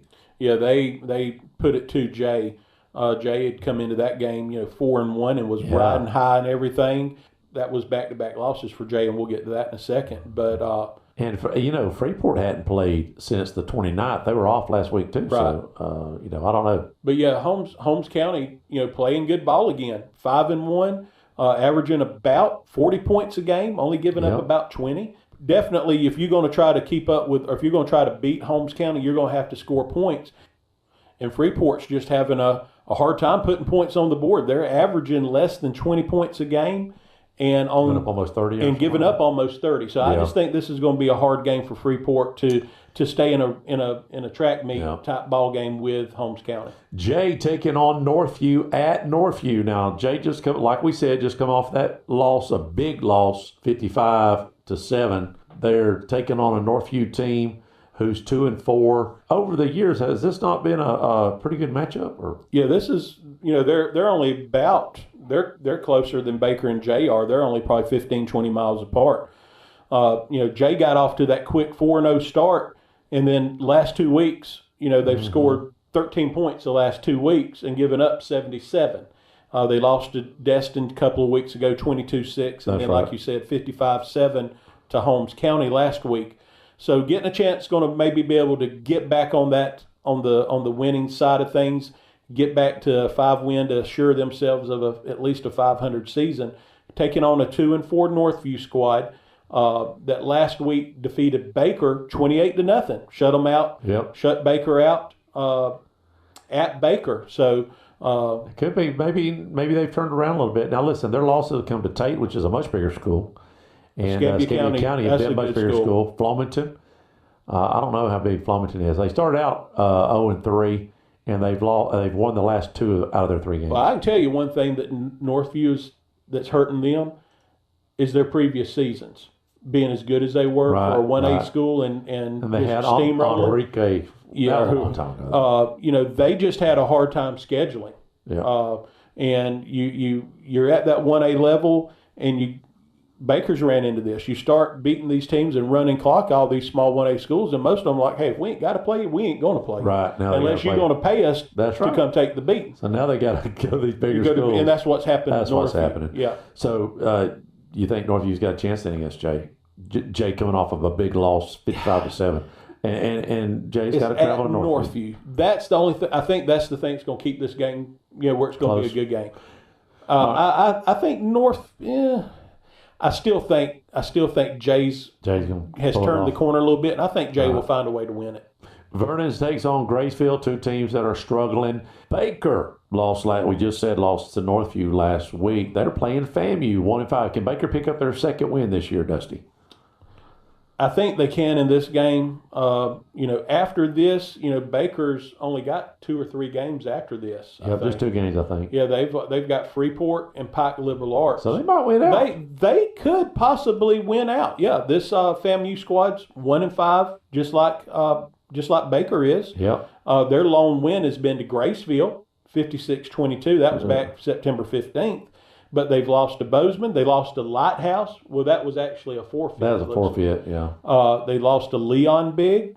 They lost to McClay Big. They lost to North Florida Christian Big. So, Baker, I think, is going to be able to be competitive in this. Baker's just having a hard time putting points on the board this year. And they got to travel. Yeah. So they're an hour ahead over there. So we'll see how well Baker's going to travel. What's Baker averaging point wise a game? They've scored 78 points all year. So what is that, 6? Yeah, that's about 12 points a game. Yeah, they've scored 7 points against South Walton, 19 against Destin, 7 against Bozeman, 3 against Jay. Wow. 12 against, and even 12 points. Yeah, I mean their high production is the 21-19 loss to Destin. Baker, I was in school. I think it was my junior year whenever Baker had one of these years, and it was not fun. Wasn't fun, Daddy? It was not fun, Daddy. And maybe Baker can, this year's pretty much trying to. You're in that mode now of okay, what can we do to build for next year? Right. And hopefully Baker can start doing that. Looking at Region 2 real quick, just so we already talked about Port St. Joe. Taking on Bozeman right off the top there. But in this, you've got Acilla Christian, Port St. Joe, Bluntstown, Liberty County, I believe Cottondale, Sneeze, Weewaw, and it just goes on. What a big, but Acilla's 5-0. Holmes County, we already talked about them. They're 4-2. Blountstown's 4-2. Liberty County 3-3. Cottondale 3-3. Sneed's 2-4. That's the surprise team to me. I was expecting more out of Sneed's this year. I think they got off to a 2-0 start, which I thought they would. Yeah. Last year had a real good squad, and they jump out to that 2-0 start, and I'd be danged, if it's been downhill from there. They play Lighthouse, who is 3-3. I don't know. Yeah. If Sneed's can pick it up. Sneed's, like you said, they lost their first. They went on a 4-game losing streak to Holmes County, Miller County, Liberty County, and Blountstown. Blountstown last week they lost 7-0. Wow. So a defensive game Yeah. there for sure. So we'll see how. I think they'll pick up a win against Lighthouse tonight. Let's hit real quick like the 1SD1 of North Florida, Christian and Rocky. That's the only teams that we'll cover in this. Rocky started out a little hot. They're 3-4 now. They do have North Florida Christian coming to town, who has beat the brakes off a bunch of guys. They're 5-2. Yeah, North Florida Christian coming in averaging just under 40 points a game, only giving up about 20. Taking on, like I said, Rocky, averaging about 22, 23 yep, points a game. And giving up about 33 points a game. And Rocky was, just like Sneed's got off to that 2-0 start, I believe Rocky got off to the 3-0 start. And then things started going a little sideways with them, I believe. With the actually they won the first two with Snook and Joshua. Then they lost to Cottondale. That's right, and then picked up another win against Franklin County. Yep, and then lost to Monroe, and then last week they lost to Acilla Christian, which they scored 27 points on Acilla Christian. Right. So we don't know. I don't know. I don't see it though. Yeah, no. I know too much about North Florida Christian. I don't think Rocky's at North Florida Christian level. No. Yet. When we come back, we'll start getting into 2S, 3S, and then our district here on WAZ 104.7. The Good Country. Have you recently received your home or auto insurance renewal and are coming down with a case of sticker shock? This is Dusty Holloway of the Holloway Agency, and we may be able to help you out with that problem. Our office is an independent insurance agency, and we represent multiple A-rated carriers. Feel free to give us a call at 850-682-1900, or you can drop by our office at 168 West Woodruff Avenue in downtown Crestview for a free, no-obligation insurance review.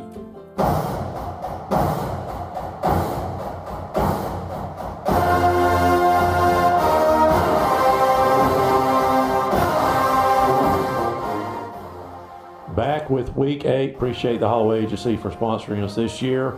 Let's look at 2SD1 and right out the gate, probably the best game this year, maybe. I don't know. And you're going to go to it and call in at halftime and call in after the game is over, and that's Walton taking on Catholic, and Walton's at home. Yep. Big game. I'm excited to watch this game. This is probably probably the most interested I've been in seeing a high school football game.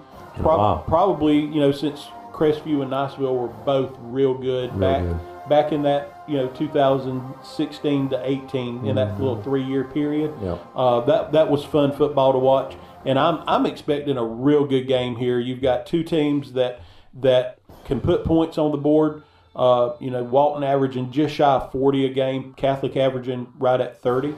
Defensively, I mean, they're essentially within 3 points of what they've given up all year defensively.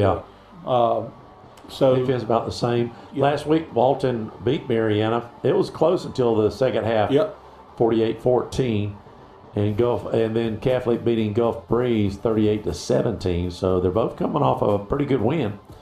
It's just going to come down to who wants it the most, I guess. Well, and it's going to be who can stop the skill players the most. You look at Walton, everything starts around their quarterback there at Walton. He's 6'7", and he's a junior. And, talking to some people, he's already been his team that he loves in college is South Florida.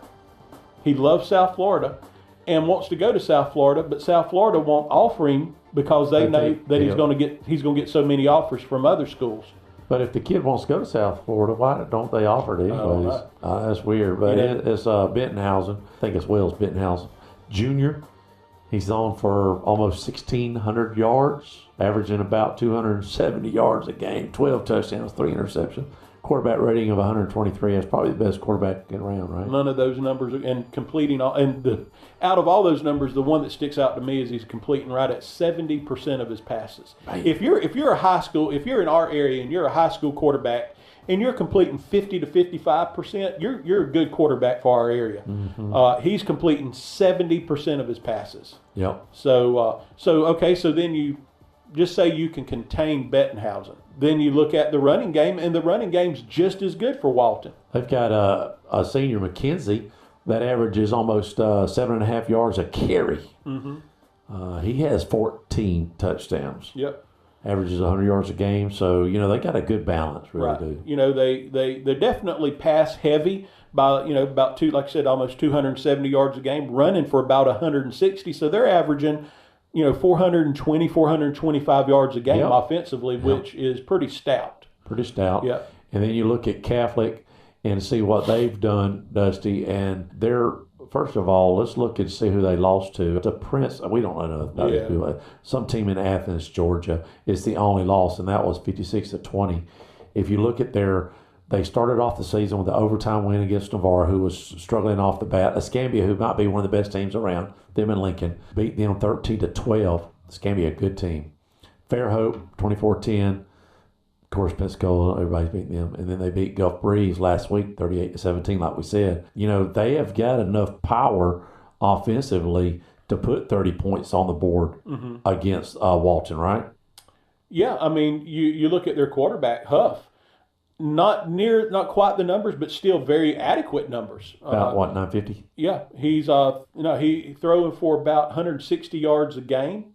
Only thrown 3 touchdowns, has 2 interceptions. Quarterback rating of 80, completing about 54% of his passes. And then Nettles, We called his name out a lot last year. He's been around forever. I swear. And he's only a junior. He's got to be He a must brother have started something. I think you're right. Because this Or Nettles either just that or sounds he like started as a freshman, one of the two.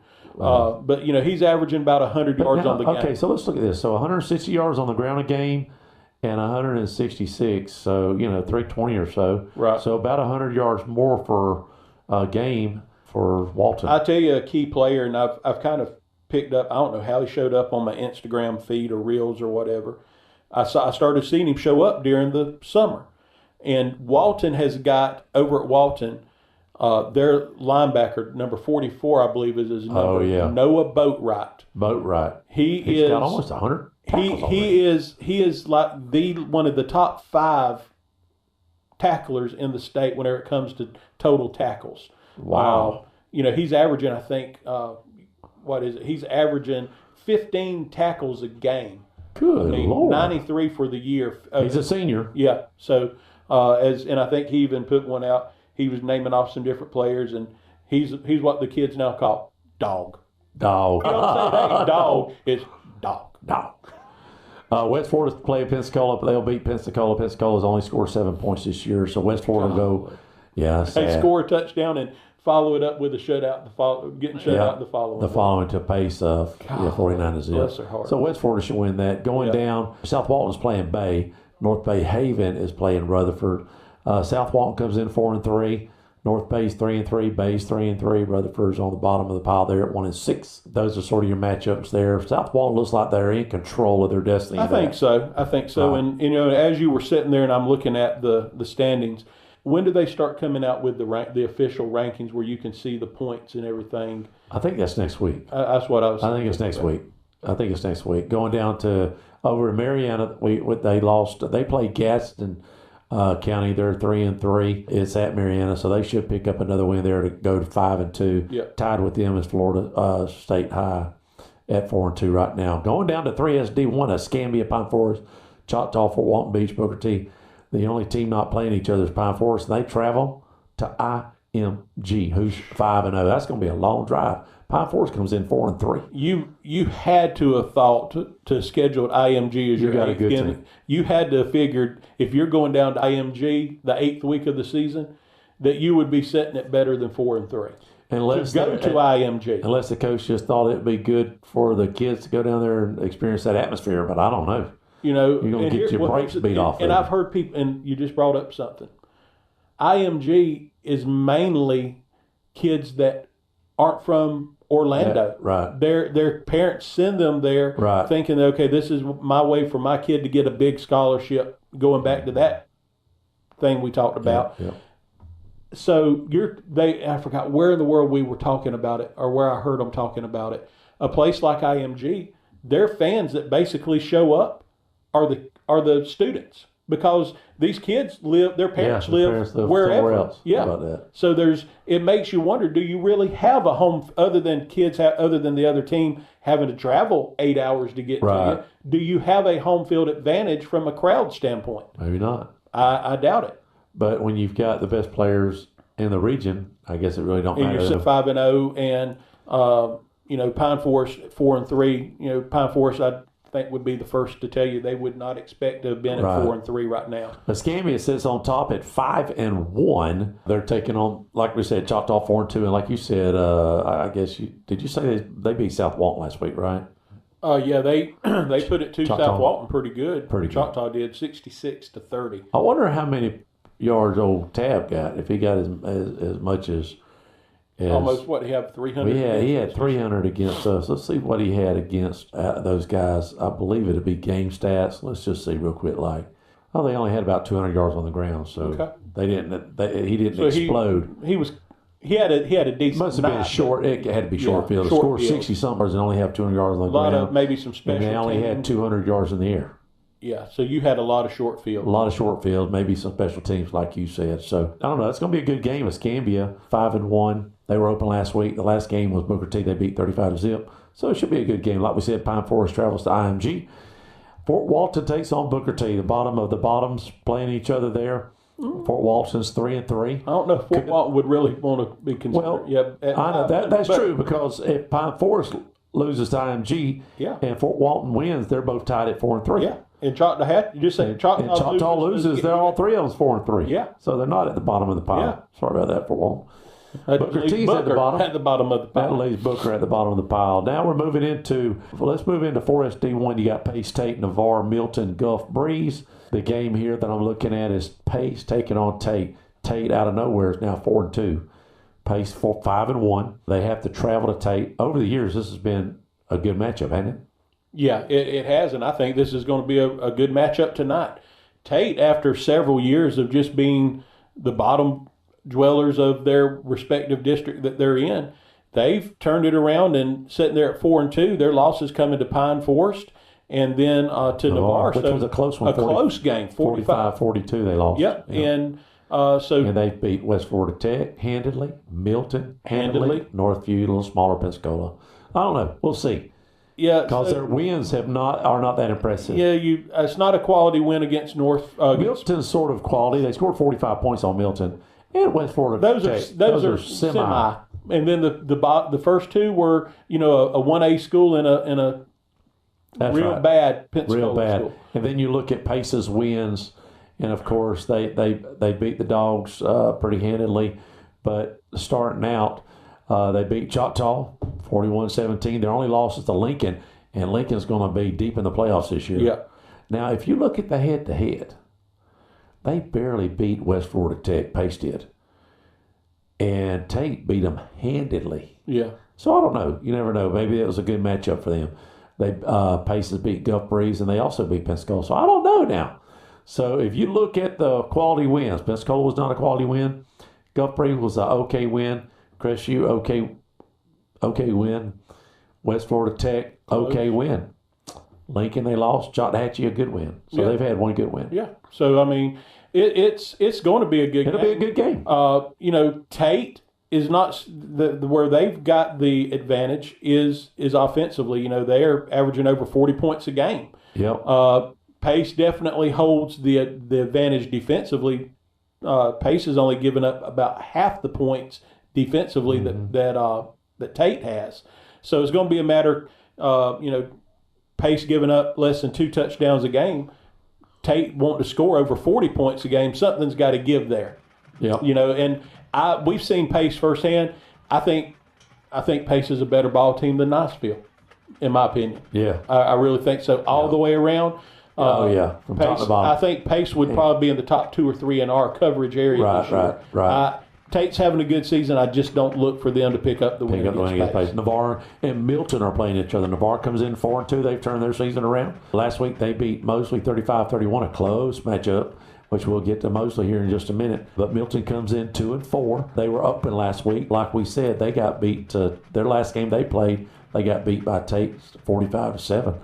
So Navarre probably going to pick up another win here. I think so. Which will keep them in the race for that 4SD1. And then Gulf Breeze playing a team down in Kissimmee, Tahopa Kalaka, or whatever, how we had it figured out. We had it figured out. It's Tahopa Liga. Tahopa Liga. Something to that. Anyways, it's Kissimmee. It was 4-2, so they're traveling down there. All right, here we go. Leon. Niceville's on top of the pack, 6-1. Leon's 5-1, but they start getting into that tough competition. Childs, Mosley, and ourselves. All right, so Leon is taking on Childs. In a squad, Niceville is open. I look for Childs to beat Leon's eyeballs out of the back of their head. Yep. After what we saw out of Childs is stout. And, if you look at Childs' losses and who they've played, it's totally different than Leon. Leon played a lot of puff teams. Right. They beat Fletcher, which always has a great game. They barely lost to Niceville. Beat Rickers, eyeballs out, 24-0. Barely lost to Mosley, and of course they beat us last week. And lost to Wakulla, very close game. So if you look at the strength of schedule, Childs most definitely has played a bunch tougher teams. So don't let the record fool you. Leon 5-1 playing puffballs. I look for Childs to win that ball. Yeah, the only thing that concerns me about Childs is coming in. Averaging 20 points a game, and considering they scored 35 last week, they're having some. They're not going to put a lot of points on the board, but defensively giving up about 10 points a game, 11 points a game. So Leon is kind of stout defensively. This is going to be a low scoring game. I think both these teams will be hard pressed to hit the 20-point mark. It's going to come down to kicking. And what kind of injury does Childs have to their kicker? Oh, that's right. They just had to go for 2 points. Or either on fourth down if they're in the red zone. If it comes down to a field goal, they ain't going to do it. I have no idea what Leon's got, but it's going to be a low-scoring matchup. Well, before we get to our matchup here, Mosley comes to town. Let's just look real quick like at our friends north of us. Andalusia 7-0. Again, just dominating Geneva last week, and they've got a Slocum 1-5. WS Neal 5-1. A little surprising that TR Mill is 4-2 and WS Neal is 5-1. Boy, is that going to be a good game at the end of the year when they play each other? Is. Yeah. That's going to be really good. More so this year. But WS Neal has a pretty tough game tonight against Flomaton, who's 4-2. Let's see. They were open last week. Let's see if they can win against Delville, who's 10. It's a winnable game. Russet can maybe pull that out. It's at home, so maybe they'll have a little home cooking going on there. Florilla 5-1, playing McKenzie, who's 4-2, could be a tough matchup there for them. TR Miller has Escambia County, who's pretty tough. That's going to be a good game. Yeah, the Blue Devils out of Escambia County. Is that the volleyball capital of the world? No, it's Bayside. Oh, it's Bayside. Yeah, which TR Miller beat Bayside 31-17 last week. So a good win for TR Miller. All right, so your thoughts tonight as Crestview, you heard the coaches earlier. We sort of got into it a little bit, but Crestview comes in licking their wounds. We have 7 or 8 guys on the injury reserve list. 2 of our best starters, Parks and Appleby. That's going to be tough. So, and now you've got, he said in the coaching show, we're playing 20 kids that are either freshmen or sophomore. Wow. That's why we're smaller, slower, not as strong. Playbook not as wide open, not as deep on the playbook. The experience, the technique, everything's not there. It's just not there because there's so many freshmen and sophomores having to play. And you want to give your seniors a chance, but when do you pull the plug and say, okay, we're just going to go ahead and give these freshmen and sophomores the rest of the year to promote? So I asked him that, and if you listen, people were, if you didn't catch it, he said, look, if the seniors perform, they're going to play. They're going to play. If they don't, then we got to move on. Yep. And we're at that, and he's at that point. That's right. Yeah. So if the seniors are not performing, if they're getting beat or if they're not performing, we're going to move on to the young kids and let them get some experience under their belt. Mosley comes in 4-3. They've scored 260 points this year and only give up 133. So what is that, a 40-20 ratio, something like that? Last week they lost to Navarre at the buzzer, a close game, 31-35. So, if you're looking at Mosley and what they're going to bring to the table, offensively on the passing, they've passed for about 1,200 yards. Junior, he has 15 touchdowns, 4 interceptions. His QB rating is actually 125. Wow. That's pretty stout. Yep.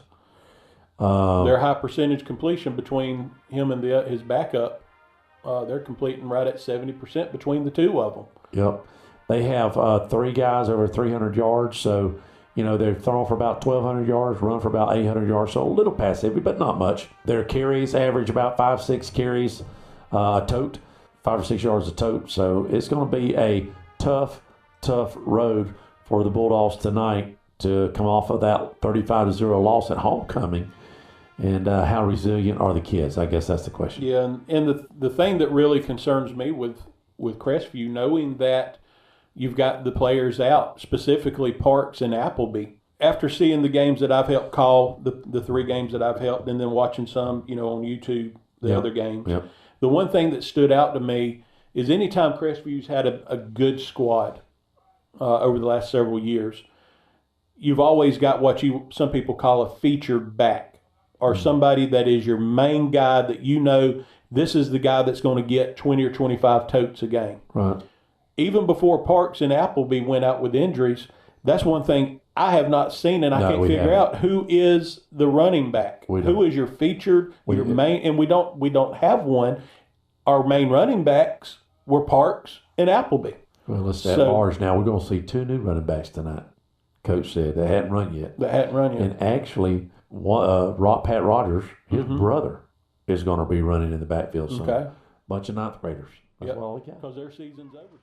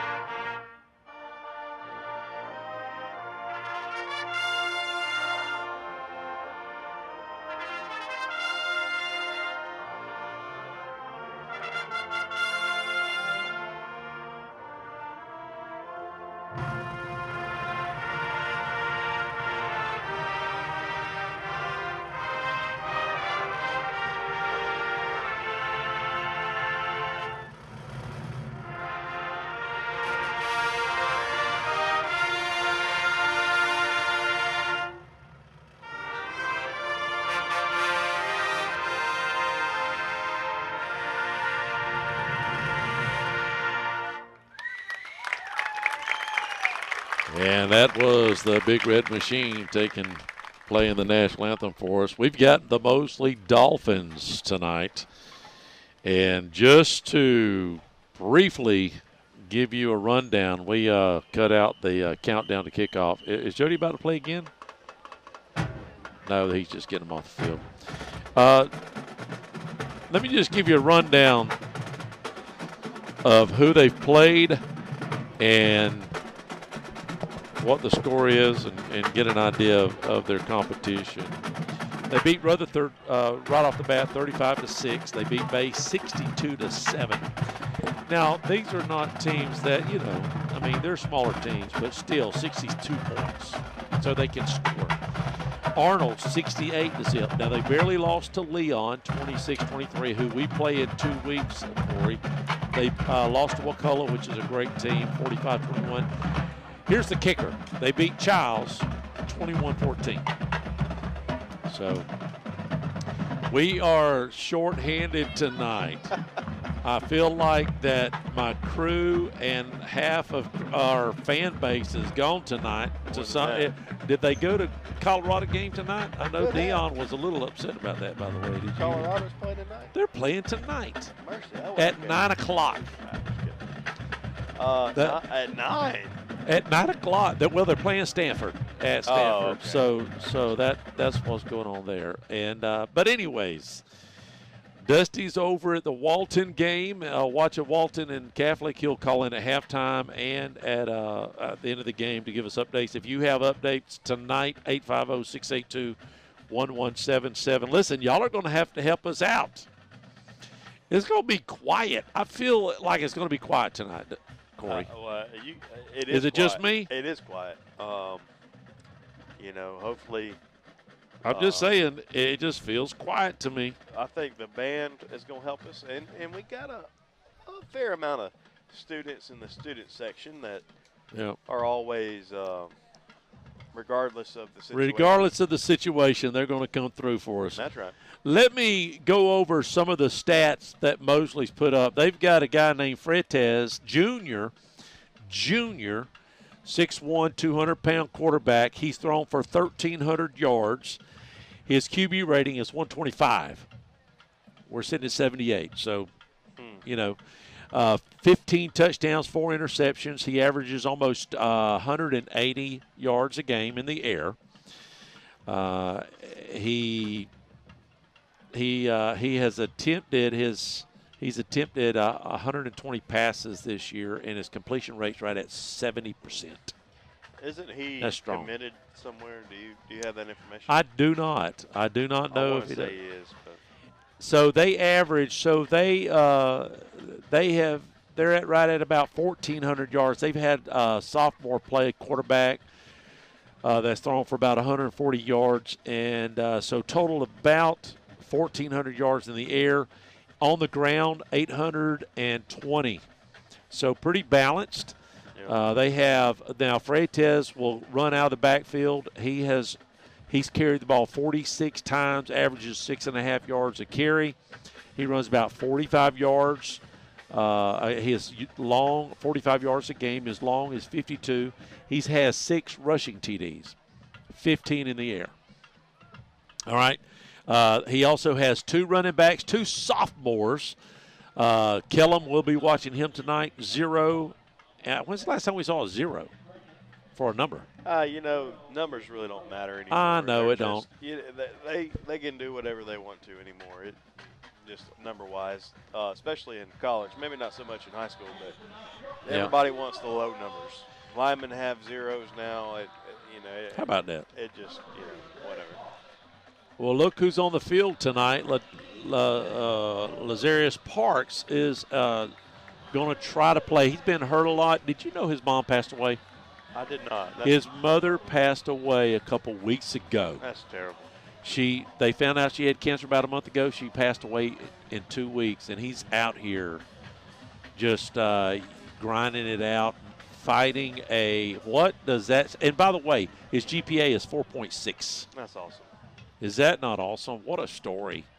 I mean, here's a kid that's a senior battling. He was going to be a really one of our star players this year. And I think he loses a parent, and he's running a 4.6 GPA weighted. Even if he's not, I think that, you bring up a good point. The guys down there, not just the players, but the coaches and everybody involved, everybody has their own struggles that they're going through that you have no idea about. And that's right. Just be kind, people. Yep. Half Heavy's not here tonight, so we don't even have the flip to go. We don't. I mean, I feel like I really just feel like I've been abandoned. Well, I just need to know where Scott's at. That really bothers me. Maybe north a little bit. I don't know. The big bucks. But I mean, he. Couldn't ask. He signed a contract for $100,000 a year. For 21,000 in 1 week is what I was told. That is, we're making a lot of money up here at the radio station. I'm not seeing it. But anyway, so we had Parks as a captain. 18 is, I believe that's Nocher, of course. He's going to be, listen, I found out he might be doing a little linebacker, your daddy told me. Nocher? Yes. Mercy. Linebacker when Zay is so we'll see we'll see how that works out.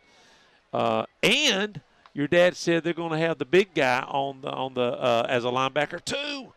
The big lineman. Reeves. Yes. Look, what they got to do, whatever they got to do. We got to change something. Maddox Reeves is going to be playing some defense in the middles there to try to figure out a game plan to stop them. So we are fixing to have kickoff here in just a second. Don't touch the dial. Bulldogs taking on the Mosley Dolphins. Listen, don't give up on us. We're going to do our very best. It's very quiet out here. I feel like I'm at church. I'm going to be honest with you, Dusty. You feel like you're at church right now. Do you feel like you're at church? I'm not going to throw any denominations out there, but no, maybe I'm just churches. Yeah. Oh, that's good one right there. That's good. All right, well, let's take a quick break. When we come back, it'll be kickoff. Mosley Dolphins in town. We'll be right back. Hello, this is Dixie Dan Powell. Just like in the courtroom, you got to be bulldog tough. It takes teamwork to get to the goal line and to win the game. Go Bulldogs. Call us, Powell Injury Law, 850-306-2667. That's 850-306-2667.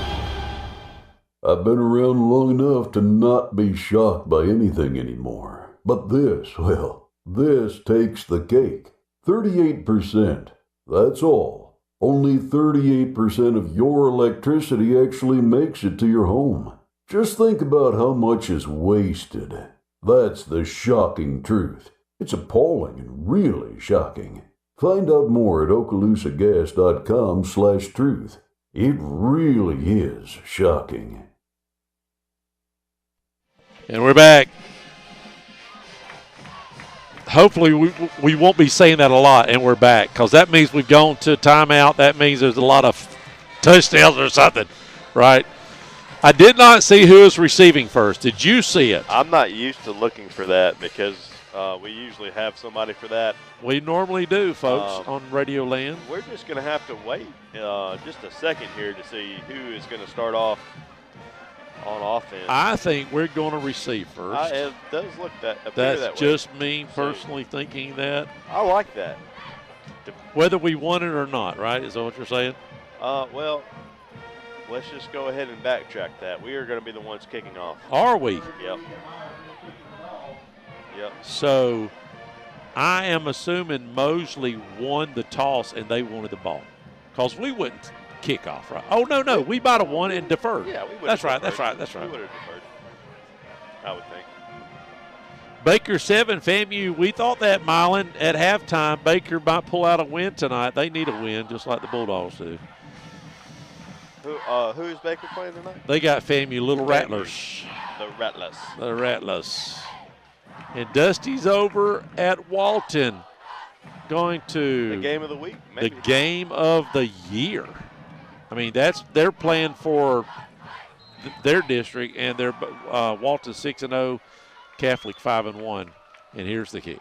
Myers, toe on leather, hits it down to around the 5-yard line here near side. Going to be brought back by the Dolphins, and a nice tackle that time by the coverage team for the Dogs. Going to be tackled around the 16, 17-yard line where Mosley will take over first down and 10. Good tackle there. That's what we got to have. We have to have aggressiveness. Yep. I just think to stay in the game. That was Tassin on that tackle. And I think we're going to – now, your daddy told me this at the line. He says we're going to have at least 5 to 10 guys going both ways at all times. You got to have your best 10, 11 guys out there. Oh, I mean, if you're going to win some ball games, if you're going to try to go 500, you have to have your best guys, Dusty, right?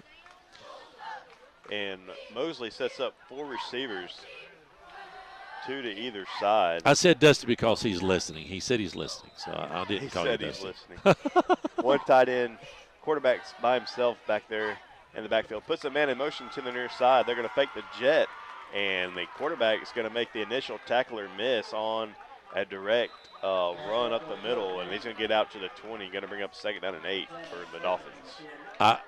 And again, that's clogging that, putting different guys in the middle for the defense, guys that hasn't played there before. You've got Maddox Reeves there, maybe Nocher, some of these guys that are knowledgeable, maybe haven't played the position, but they're athletic, and we're going to see what happens. Yeah, it looks like Reeves is playing, starting off at middle linebacker, and that's, as you alluded to, the senior offensive lineman. Mosley will run it again out to the 25-yard line. Going to bring up third down and 3 after looks like maybe a 5-yard carry. Best college game tomorrow. I have no idea. I haven't looked at the slate, to be honest. Yeah, I'm recording tonight. I dropped the ball on that one. Colorado kicks off at 9 o'clock. Yeah, I'm not sure of the that. bigger games this week. Florida State has Syracuse. Your daddy don't think they'll cover. 17. Really? Mm-hmm. He don't think they'll cover. Well, third down and we'll call it a long 2. Dolphins under center. They're going to hand it off, and it's going to be dropped. Picked up by the Dolphins, but short of the first down. Going to lose a yard on the play. Going to bring up 4th down and 3. That's and exciting. The punt team. That is. When's the first time we had a 3-and-out? Somebody tell me right now. Text me. I'll give you $100. I'm just kidding. I don't think we've had a 3-and-out. Let me finish my sentence. Go ahead. On the first drive of the game. Yeah. Right? I think Mosley on that one, they kind of got a little cute, went under center, did some did it. Throw that little, that looked like that Little League play where you threw the ball up in the air. 4th down and 4 for the Dolphins. The Crestview return man standing at his own 30. It's a low line drive punt in the middle of the field, going to bounce and be down at around the 35-yard line of the Bulldogs. That's where they'll take over. With 9:40 left to go in the first, we're still scoreless. Guys, listen up. Did you spend too long out on the boat this Saturday fishing? Have you been on the links a little too much? Do you need to get out of the doghouse? Let me tell you where you need to go. Joey the Jeweler. He's on Main Street right by Desi's. He's got tons of beautiful jewels to win your girl back over. And make sure to go like and share his Facebook page. He's always doing great giveaways, so you have a chance to win something free for your girl. So head on over to facebook.com/Joey the Jeweler. Or you guys could just ask Siri what the phone number is. Hey Siri, what is the phone number to Joey the Jeweler? Joey the Jeweler's phone number is 850-682-1980. Crestview hands the ball off to the near side, and he's going to be tackled for maybe a loss of 1 on the play. Going to bring up 2nd down and 11 for Crestview. Slow start, but just got to find rhythm here, and Bulldogs really don't need a quick 3-and-out. We don't need to trade that with them for sure. One of our biggest nemesis has been field position, Corey, all year. And I think if we can win the field position night, we might have a chance to keep it close in the fourth quarter. Another thing you might see from the Dogs, what do we have to lose? Go for broke. Absolutely. Be aggressive on both sides of the ball. Play action pass, and he's got a completion on a slant to the far side. That's going to be Phil picking up a gain of maybe 4. 3rd down and 6 coming up for the Dogs. Guess what? It's been a while, Dusty. Corey, y'all won't believe this. Helen Back is going to bring us pizza at halftime. The good old days. The good old days. Nosher quickly back at the line of scrimmage. 3 receivers to the top side, and now looking for a change of play from the sideline. Getting everybody set up. 11 seconds left to go on the play clock. Nosher receives a snap, and we're going to have a whistle before the snap. It looks like we started a little early. I was hoping we'd clean that up. And it will be illegal, a false start, rather. Oh, look who just texted me. Nate from Orlando. Look at that. Look at him. 1 in 5 question mark. Oh, boy, let's pull off the upset tonight. He had a guess. He says, I'll take the 100. Great stop to start. I don't know.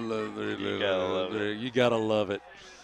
Got people listening all over the country. I got somebody listening in Pennsylvania, too. After the penalty, 3rd down and 10 for Crestview. Moving right to left on your radio dial. Nate, what was the name of your dog? You remember the name of it? Oh, there's offsides again. Yeah, no, we flinched. We're flinching. 3rd down and 15 coming up. I mean, let's make it hard on ourselves. Let's make it exciting. Yep. Is that what we're doing? We're making it something. We're going back. We're moving the ball. Yeah, in the wrong direction. That is true, Tim. I'm trying to stay positive here. We're moving the ball. You got to stay positive. Nate, I'm sorry you tuned in this year and we're sitting here 1 in 5. It's been early. Listen, we got freshmen and sophomores playing tonight. We've got a few center, but not many. They're all hurt. Tassin looks like maybe one-on-one coverage down here at the bottom. I just kind of throw it up to him. Let's see what they do. Turtle, now he's back. He's bailing out of it. Turtle looking to his right, throwing to his right, and maybe has a completion. I can't see from the glare, but even if he does, it's going to be short of a first down. They're going to call it incomplete. 4th down and 15 coming up for Crestview. That ain't good, Daddy. Your daddy was working with the punter, and if we can get 25 yards, I'd be Phillips happy. Tonight? I don't know, but it is. Phillips is going to trot out there, and he's going to try to boom one away for us here, Tim. See what he does. Both punters was on the field warming up. One was kicking at 50, one was kicking at 20. Well, we'll see which one we got here. But if we could get lucky, Phillips he's let a few go this year that have been really nice. Ernie needs to get in here and teach us. Handles the snap, and he hits a nice punt. And fair caught around the Mosley 38-yard line. So that's what they'll take over. 1st down and 10. 7:19 left to go in the first quarter. The score is 0-0. Hey, football fans. This is Greg Watson with Till & Waters Real Estate, here with a thought for potential homebuyers about recent interest changes and their effect on the local market. Fact is, builders and sellers have pretty much adjusted prices to offset interest rate increases. So a monthly payment today is not much different than it was at the beginning of the year. So don't think you might have waited too long to buy a home. Let's get together and find what's out there for you. Drop me a line or give me a call at 256-682-6605. Or you can visit my website at gregwatsonrealestate.com. Mosley runs a toss sweep to the far side, and they got the corner, and he's going to have first down yardage inside Bulldog territory up to the Bulldog 49-yard line. I think first that number for the Dolphins. That number 33, Dusty, if I'm not mistaken, that was Enrique. That was they used to have an Enrique here, not Northview. And they were bad at the ball, but he's no longer. I think all the brothers are gone too. We went obviously when we went to Mosley last year. Do you Fog Thursday. It was a Thursday. I remember that. It was nasty. They beat us by 2 touchdowns. But they had that tight end that was a Division I guy. Mosley hands it off to the far side again, and he's got good room.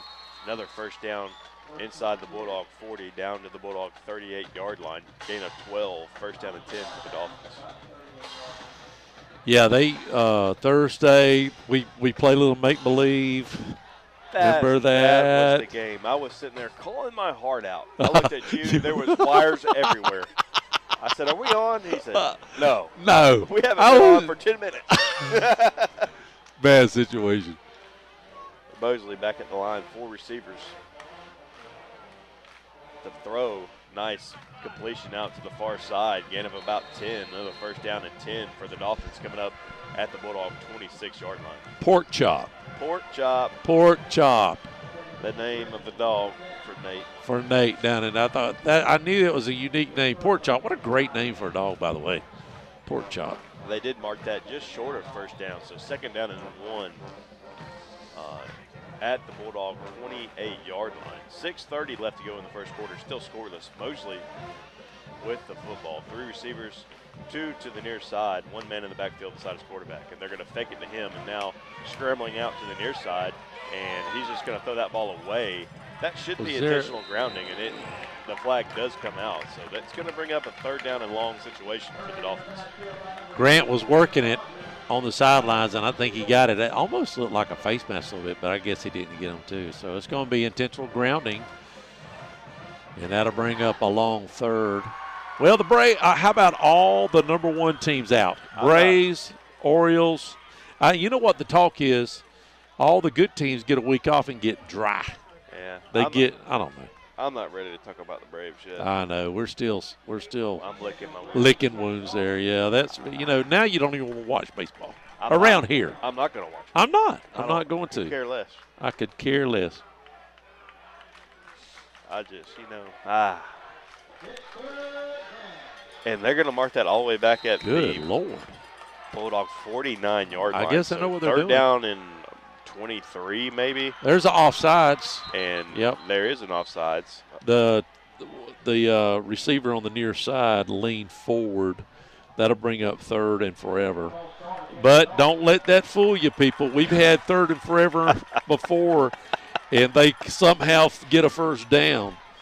Mosley has to get it all the way down to around the Bulldog 27-yard line, and they're setting up at their own 41. So if you want to do the math on that at home, feel free. I'm not going to. And they started early again, so back him up another 5 yards. Well, we will take whatever we can get to because here's what's going to happen. That punter that I watched warm up, he will still put it where he's standing right now around the 30. He can still put it inside the 20 from where he's at. So, fortunately, they're backing up. Now they're back at their own 41-yard line. Still a 4-receiver set for the Dolphins. And they're back to throw for this. Under pressure, gets away from it is the Dolphin quarterback. Scrambles out to the near side and misses his intended target. So 4th down and a super Walmart coming up for the Dolphins. And here comes the punt team on the field. Yep. Now he does punt line drives. There may be a chance for the Bulldogs to get a good run back here. I was watching him warm up, and he punts it low and long. Sometimes he'll get some height under it, but the majority of his punts in warm-up was a low 50-yarder. So let's see what he did. Isn't that sort of what he did last time? Yeah. And it looks like Rogers back deep for the Dogs, standing around his own 25-yard line. The Dolphin punter standing at his own 25. So right around 50 yards, as Tim alluded to. Punts away, and it's a low line drive punt, and we're not going to do anything with that. We're going to let that ball bounce inside the 5-yard line. That's where Crestview will take over with 5:50 left to go in the first quarter. 0-0 is our score. That was a punt right there. From the smallest ding to the unexpected fender bender, Crestview Paint and Body can handle the repairs. Crestview Paint and Body works with all insurance companies to make sure that your vehicle is repaired correctly and back into your driveway as quick as possible. Crestview Paint and Body, family owned and operated and doing business the right way for over 5 decades. For towing and body repair, 850-682-5257. Crestview Paint and Body, for a job done right. We're back. Bulldogs and the Mosley Dolphins going back and forth. This is the Bulldogs' second possession. Both teams having problem on offense right now, which actually keeps the Bulldogs in the game. I would prefer a 0-0 going to the fourth if we have to, just keeping it close. But the Bulldogs will come out now deep in their own territory, starting around the 5-yard line, Corey. And look for, I would think, a conservative approach to start this drive. Although down here near side, we got one-on-one coverage if we want it. Yep. Man in motion to the near side. They're going to hand it to him on a jet sweep, and he's going to fight his way maybe out of the end zone. My goodness. It's very close. close. They're going to mark it on the 1. They're going to mark it, on the half-yard line maybe. Barely gets out of the end zone. So 2nd down and 15 coming up for Crestview. Do you run sideways when you're on the goal line? That's a tough one. I don't know if he was supposed to cut. He was probably looking for a hole there. I don't know if he was trying to stretch it out or not. Well, now we're back deep in our own end zone. The line of scrimmage is basically the goal line. Turtle waiting to receive the snap. And do you want a safety here? I think you just throw it deep right here. You got Tassin down here, maybe in one-on-one coverage. Yep. Down there at the bottom, you just quick and just throw it deep is what I would do. And Turtle's going to try to run it out of the end zone. And he gets it out maybe by a yard. Got to get it up to around the 3-yard line. Got to bring up 3rd down and 12. So my question is, do you take the safety and then kick it off, free kick? And because if you try to punt it here, they're going to get it on the 20, 25 maybe.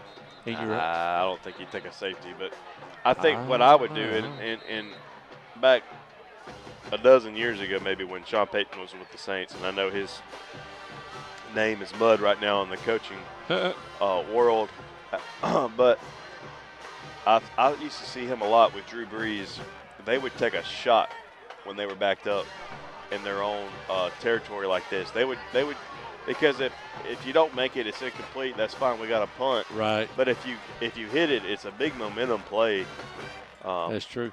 But now it looks like they got maybe a safety over here now. What are we waiting on? Do we have any clue? Where's my sideline guy? Can he tell us anything? We're waiting. We're waiting on them to whistle the play in. Looks like the officials over there talking to the Mosley sideline. Did you notice that it's been wet all afternoon and all night? It just hasn't quit misting. It hasn't quit misting, and I hope we get band opportunities at halftime because we haven't been able to hear the band in a couple weeks. Just saying. And they do have looks like some safeties back now. 4 receivers set, 3 to the top side. Ball's on the near hash whenever we get this thing whistled in. And here we go. Turtle. We're waiting for the snap. He has it. He's back to throw. He's going to try a swing pass, and he's got some room. That looks like Parks trying to make a man miss, but he's going to get tackled after a gain of maybe 4. Going to bring up 4th down and about 7 at their own 9-yard line, and here comes the punt team.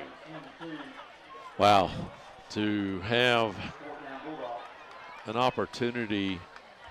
Well, what I think put us in this situation is Rogers didn't catch the punt. He should have. I don't know. I didn't catch the angle if he could have caught it or not, but you can't let a ball like that, knowing it wasn't going to make it to the end zone, you just can't allow that to bounce. And that's a beginner's mistake. He's a sophomore.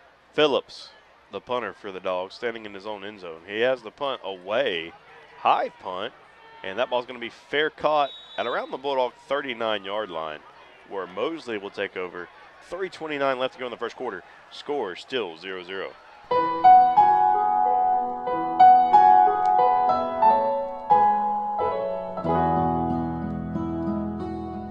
Hello, friends. This is Brandon Martin, General Manager of Blackwater Golf Club here in Crestview, Florida. From the newly renovated 18 holes to the Top Tracer driving range, Blackwater has something to offer for everybody. Open 7 days a week for the best pricing. Book your tee times in advance on our website, golfatblackwater.com. Casey Electric has been the longest running sponsor of the Big Red Machine Show, and WAAZ and Crestview High School appreciates Casey Electric for their support. Casey Electric has served Okaloosa and Walton County since 1948. That's right, 1948. You've got to be doing something right to be able to say that. Casey Electric can handle all your AC, heating, and electrical needs. A Carrier dealer, Casey Electric services all brands of AC units. Give Casey Electric a call, 682-3037. That's 682-3037. 2nd down and 9 for the Dolphins, and they're going to run a toss sweep to the far side, and he's going to lower his head and get around the first down yardage. Going to be short. 3rd down and maybe 3 coming up for Mosley at the Bulldog 32-yard line. Well, I was going to say we had a very low attendance. Well, we do have a low attendance, and it may be because of the rain or the mist, but they have trickled in just a little bit. So we've got a little bit more than we was worried about having one of our lowest attendance ever. But, Corey, I do believe we've got a pretty good, decent little crowd. I'd say at least 700 or 800.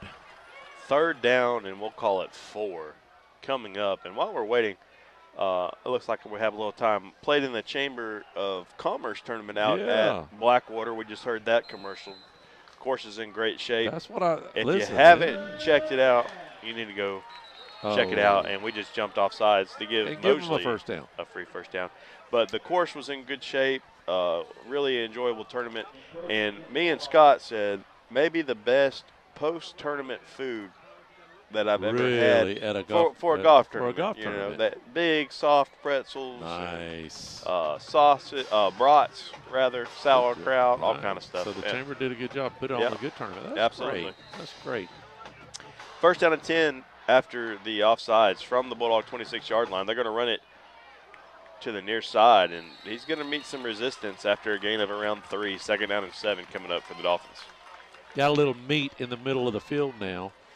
By putting Reeves in there. He was in on the tackle, and I don't see them getting a lot of yards. If we play that lineup, I don't see them getting a lot of yards between the tackles tonight. Those guys are playing pretty aggressive.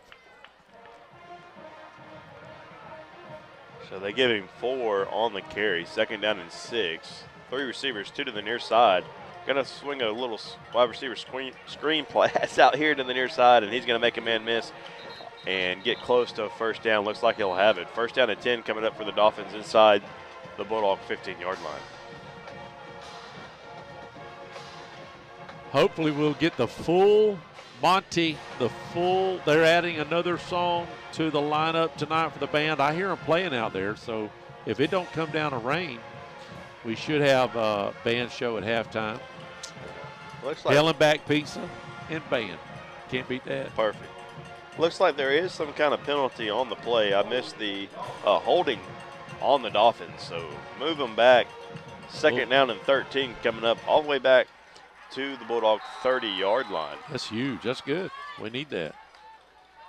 2 minutes left to go in the first quarter. Still scoreless. 4 receivers, 2 to either side. Man in motion to the far side. They're going to throw it to him, and they have a completion. He has the corner, but a nice tackle out there by the Bulldog defense. Keeps him to a gain of 3. Going to bring up third down at 10 for the Dolphins. And another Cobb making the tackle for the Bulldogs, number 15. Another flag. I believe that's 15. Wait to see what the penalty is. Let's see, is this guy right here? They're going to say, we're going to see what the call is. And the White House comes out here to make the call. And it is on the Mosley Dolphins. Another holding. Another holding.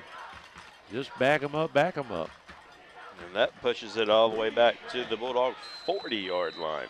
And they need to get inside the Bulldog 20 for a first down. So second down and 20 coming up for the Dolphins.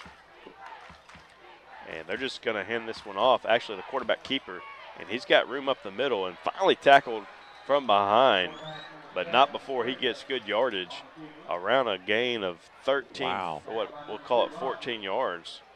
Got to bring up third down and 6. Looked like a little veer, just an option to give to his running back, but he kept it. So far, Mosley Dolphins had almost 60 yards of penalties. Yep. 60 yards. Yep. Third down and a long 6 yards, a short 7. 4 receivers for the Dolphins. And I don't know, 55 seconds left to go in the quarter. 10 on the play clock. I don't know about their field goal kicking situation. Good. Wasn't here during warm-ups. Man in motion here on the near side. They're going to fake it to him. Throws it out in the far flat. That ball's going to fall incomplete. Going to bring up fourth down and 7. And we'll see what they decide to do here. It's going to be interesting. You said their field goal kicker's not here? I have no idea. I wasn't here when they were warming up. You know what? Now that you say that, I don't think I saw them warming up their field goal. Oh. And I think they're going to go for it here, Dusty. They are. Corey? Well, listen, Corey. A lot of years. You missed last week, and I got used to calling Dusty's name again. I missed half of last week. I was you and Scott both bailed on me. Not Scott. Rolls to the near side, completion inside down to the 14-yard line. That's going to be good enough for a Mosley first down. First down and 10 from the Bulldog 14-yard line. I just feel like I'm getting bailed on a lot this year. Brother, I'm here. I'm not going to let you go. I just felt like you had too much help last week. We had about 12 guys up there in the booth. I feel like it was ABC Monday Night Football going on. In the olden days when you had Rowdy and Howard Cosell, they always had 3 or 4 guys in the booth, didn't they? 16 seconds left to go in the first quarter. The Mosley Dolphins are going to hand it off. He's got room, and he's going to trot that one into the end zone. A 14-yard scamper from the Dolphin running back. That's the first score of the game with 7 seconds left to go in the first quarter. The Dolphins go up 6-0. Well, the Bulldogs again, and we talked about this during the coaches show, how many teams or how many games, probably every one of them, these teams start on the 50, we start on the 10, 15, 20, and all these other teams are starting on the 50. Extra points up and good. So Mosley will take the 7-0 lead. 7 seconds left to go in the first quarter. Have you recently received your home or auto insurance renewal and are coming down with a case of sticker shock? This is Dusty Holloway of the Holloway Agency, and we may be able to help you out with that problem. Our office is an independent insurance agency, and we represent multiple A-rated carriers. Feel free to give us a call at 850-682-1900, or you can drop by our office at 168 West Woodruff Avenue in downtown Crestview for a free, no-obligation insurance review. And we're back. I want to share a quick story about Brackney Funeral Home. We recently lost our grandmother, and thanks to the kind, professional, and caring staff, it just felt like being with family. She had made all of her decisions in advance, so it was a very seamless process. So thank you, Brackney Funeral Home, for treating our family like yours. If you don't know where they're located, they're at 480 East James Lee Boulevard. That's Highway 90 right across from Twin Hills Park, and their phone number is 850-683-9898. We highly recommend Brackney Funeral Home. They did a little pooch kick out in the middle of the field, and we're still carrying Mosley defenders out across the Bulldog 40 up to the Bulldog 42-yard line, where Crestview will take over first down and 10. We'll be right back, and we're going to swap sides. I'm Jenny Powell. I'm one of the attorneys at Powell, Powell & Powell Law Firm. Our family has been invested for over 100 years in Northwest Florida, serving your families for over 70 years. If you're in a car accident, you need a law firm who has the training, skill, and experience necessary to deal with insurance companies so that your case doesn't drag on forever. Let our family take care of your family during your most crucial moments. Just remember, Powell, Powell & Powell Law Firm is here for you. You can always just go to our website at www.powelllawfirm.com. And we're swapping sides. What are we doing here? I thought they was about ready to snap it. I'm not sure, but starting off the second quarter of play, the Mosley Dolphins are up 7-0 here at Jack Foster Stadium. All right, Baker's up 14-0 over the Little Rattlers. Thank you, Mylon, on that. And we've got a bunch of other scores coming in. Didn't we have a guy that was going to the Pensacola Catholic game, Tim? He said he was going to call at halftime. I don't know why he has a text, but I did get a text from somebody else. Catholic's up 14-0 over Walton. That ain't good, did it? That ain't good. Pace is up on Tate 7-3. We talked about Tate making a comeback. Pine Forest is getting demolished by IMG 48-0. Why? We was wondering in the pregame, why would they even go down there and get that beating? We said it's going to get their butt handed to them, and they have. The Dogs come up to the line of scrimmage, three receivers. Nosher trying a little waggle play to the far side, hits his tight end, and he's going to carry Dolphin defenders for a gain of maybe 4 on the play. Second down and 6 coming up for the Dogs. Jace Green, the junior, picks up about, I don't know, 4. We'll call it 4 yards. 4 yards. Hadn't called his name out that much. But we've got 6 guys, starters, hurt. Appleby and Parks is playing hurt. He's trying. Appleby said he might be back next week. We'll see. Ball is resting at the Bulldog 46-yard line. We're going left to right on your radio dial. 3 receivers to the near side. Nosher and Parks in the backfield. Nosher receives a snap and hands it to Parks on a outside give to the near side. And he's just going to kind of slip down around the line of scrimmage. Nothing on the play. Third down and 6 coming up for the Dogs. Can I just tell you, he's coming off now. He just doesn't seem 100%. He cannot cut. Nope. He just wanted to try to do it, and I just don't think he can. It's nothing like the first week or 2 that he played. And we're not sure about the field conditions because we don't have a guy down there, but I'm going to guess it's a little slippery. It's got to be a little slippery, too. And if you're, nursing an injury, it's not good. 7-0. Mosley's on top. 4 receivers for the Dogs, 2 to either side. Ball's on the near hash.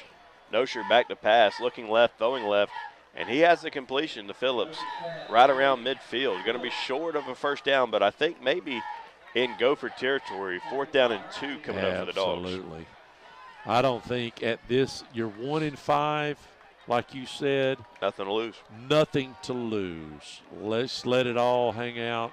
Open up every page in the playbook and let's go at it. Let's go. Less than a generous spot. They marked it at the Bulldog 49-yard line. I watched it happen at the 50. It happened at the 50. 4th down and 3 for the Dogs, and we're going to have a stoppage of play. Maybe we can stop this and look at this again. think that's what Coach Grants wants an explanation on. Like he called it on the 50 for crying out loud. Do we need to rewind the YouTube, the official stream service over here at WAC? Well, they're looking in the end zone. I don't know what's going on. Well, they're looking at the end zone. They're having a powwow at the 50. We're having a conversation. You got it. You got it on them. And so I don't know what they're doing, but they're discussing something very important. And they don't like it. And I think that it is something to do with the scoreboard. It's or something to the do. Maybe the clock didn't start or something. I don't know. Yeah. Yep, they changed the clock. That's what it was. The clock wasn't running. So it's going to be 4th down, and I'm gonna tell you, I'm gonna call that 4 yards. It's very close to 4 yards, just on this side of the 50, on the 49. They need to get to about the 48. Yep. And we're going for it right here, folks. 4th down, 3 receivers to the top. Nosher looking at his wristband, receives a snap, and he's going to throw a little pop pass, and that ball is going to be incomplete. We've seen that play tried over and over again this year. Didn't happen there. 10:35 left to go in the first half. Dolphins on top, 7-0. CQ Roofing, your hometown roofer since 1999, is state licensed and insured. Chris Coyer, the owner, is born and raised in Crestview, North Okaloosa County. Family owned and operated for 24 years of local service, specializing in shingles and metal roofs. Re-roof repair specialist. If you have any roofing needs, you can call them at 850-683-4169 or visit their website at cqroofing.com. The Mosley Dolphins back to work on offense at the Bulldog 49-yard line. They're going to put a man in motion to the near side, and they're going to hand that ball off the middle. And he's going to be tackled in the backfield for a loss back to the Dolphin 49-yard line. Going to bring up 2nd down and 12 here with 10:20 left to go in the third quarter. Second quarter, Dolphins on top, 7-0. Malcolm Hayes and number 22, Reese Killian, made that tackle. Good stop there. Very aggressive on the run. You know, they had the one run for the touchdown, but in the quarterback run, but that was called back. Yeah, so far the defense has held their own. There's another handoff to the inside, and as soon as we say that they bust one up the middle. It looks like he has a first down inside Bulldog territory down to the Bulldog 37-yard line. Gain of 14 on the play. First down and 10 for the Dolphins. Next week we go to Milton. Pig stickers. Look, in a season that hasn't gone the way we wanted to, that is a bright spot. Bright spot. If they don't have those, I don't know. I'm going to tell you, they better have some pig stickers. We're going to go over there. 2 receivers to the top. They're going to throw it to one of them, and he has the completion, but it's going to be slung down for a loss of 1 on the play. 2nd down and 11 coming up for the Dolphins.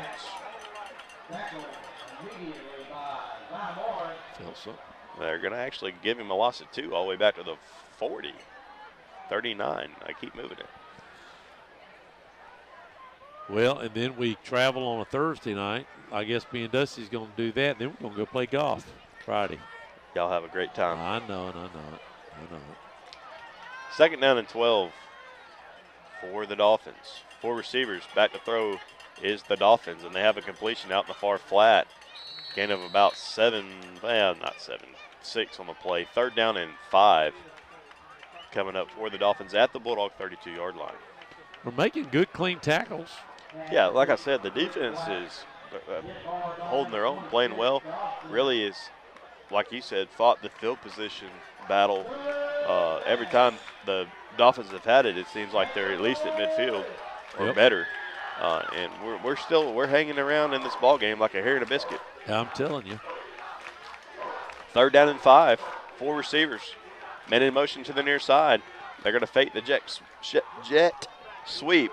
Quarterback keeper, and he's going to be short of a first down. 4th down and 1, and certainly go for it here for the Dolphins. And he'll probably run it again. Yeah, or they'll just have the option there. I'm sure the quarterback's going to take off, or either number 33. He's going to get up under center, maybe look for a quarterback sneak here, and that's what it's going to be. And he's going to lower his head, and I don't know. It's going to be close. They're going to mark it right around first down yardage. Measure maybe? And it looks like we haven't got a signal yet. I think they're going to measure. Nope, they moved it. They're going to move the chains without a measurement. It did look like he had it. 7:45 left to go in the second quarter. First down and 10 for the Dolphins. I like the old school of getting the quarterback under the center to get 1 yard. I just think that's automatic in high school almost, Almost. Dolphins back to pass.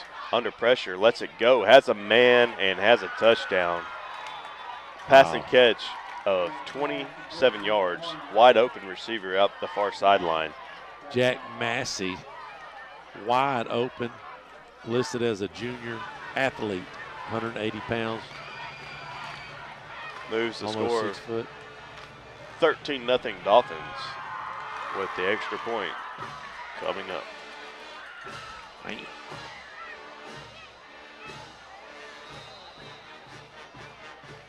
I do remember that now. They Mosley brought their band over. Little Extra jazz points band. up and good. Mosley 14, Dogs 0. 7:23 left to go in the first half. This might sound like a movie trailer, but this ain't Hollywood.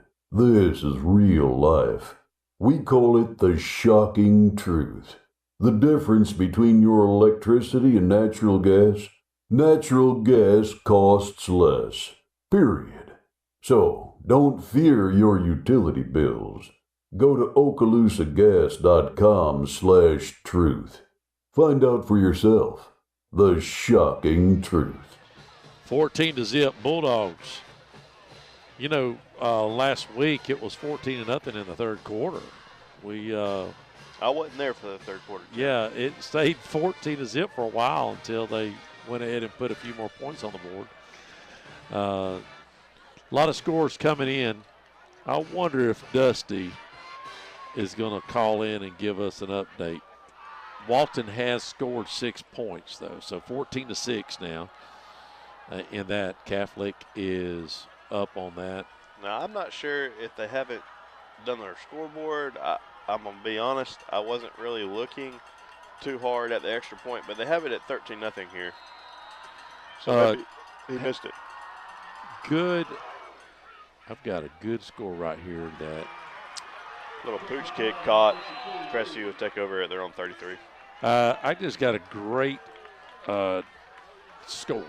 Go ahead. Childs 30, Leon 0. Do we play Leon? We do. Thank on you, a Thursday Jesus. night. I'm hoping. Oh, that's the one over there. That's the one over there on a Thursday, Sunday go to meeting when you don't want to play. Baker's up over FAMU in the fourth quarter, 14-0. I believe quarter? They're over in Tallahassee. So they started early. 8:30 their time over there, so they start a little early. No score yet. They just kicked off over there at Navarre and Milton, Bill told me. Here we go. Man in motion for the Dogs to the far side. We're going to hand it off on an inside carry. Some nice moves there by number 7. That's Robinson, the freshman defensive back. Pat's brother, Patty. Gain of 11 up to the Bulldog 44-yard line. First down and 10 for the Dogs. No, it ain't. Or is it? They told me that Patrick Rogers' brother was going to run. Well, but I don't. Robinson. That's Robinson. According to the roster.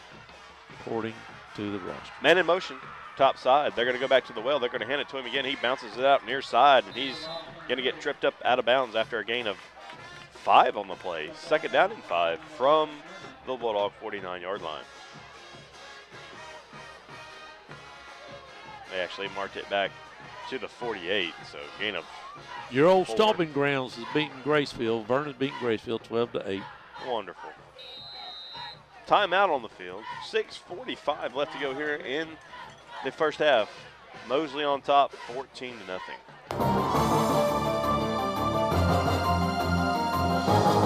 We interrupt this scheduled program for breaking news. Let's go to our correspondent who's standing by at the toll booth of the Mid-Bay Bridge. Kathy, what can you tell us? It's incredible, Mike. Cars are backed up as far as the eye can see, and they're all headed to Affordable Homes of Crestview. The manufactured home dealership on Highway 85? Why? Let's find out. Excuse me, sir. Why are you headed to Affordable Homes of Crestview? Because we're tired of the cost of living down here. Homes are way too expensive, traffic is a nightmare, and we've had it with the homeowners associations. My old neighbor sold his house in Destin and bought a beautiful new manufactured home and a piece of property for a fraction of the cost of his old house. Now he's got plenty of space and a lot of money left over since they're better built at less than half the price. Well, there you have it, Mike. They're headed to Affordable Homes of Crestview, where they can enjoy luxury living at affordable prices. Back to you. Back here at Jack Foster, Crestview 2nd down and 7. Men in motion to the top side. We'll go play action. Turtle is hit as he threw. That ball's intercepted by the Dolphins and ran back to the Bulldog 35-yard line. Well, the Dolphins will take over 1st down and 10. If they score here, could be in trouble. I'm just going to be honest with you.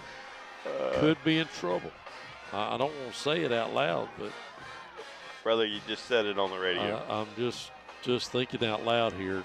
If they score here real quick, Bulldogs have got to score the next possession. Well, like you said, here's another possession that the Dolphins are going to start off inside Bulldog territory. Inside Bulldog. I mean, we're talking about almost in the red zone, 35-yard line. It's just you're making a tough task for the defense. A lot tougher. So much pressure on the defense. Yep. If your defense had them pinned back on the 20, they can afford a couple bad plays and maybe get a quick 3 and out on one of the series. But you can't when it's on the 35 because first of all they ain't going to punt. No, it's 4-down territory for sure. Absolutely. Empty. Men in motion to the far side for the Dolphins. They're going to run a quarterback sweep to the far side. Actually, he's going to pull up the pass. It has a man wide open. 35-yard touchdown, pass and catch for the Dolphins, and a busted coverage for the Dogs. Going to push the score, Mosley 20, Dogs 0. Huh. Got anything to add there, Tim? I know why I don't have no help tonight except you. Now, listen, here's the bottom line. We're playing a lot of freshmen. We're playing a lot of guys both ways. They're probably already toast. They're gassed, some of these guys. That was a good play. That was a good play. It was drawn up right. Kind of a trick play. It is. The quarterback was running. It was sort of a rope-a-dope, and he saw his man wide open down the sidelines. It just is what it is. A great play. Kicks up, good. 21-0 Dolphins. 6:25 left to go here in the second quarter.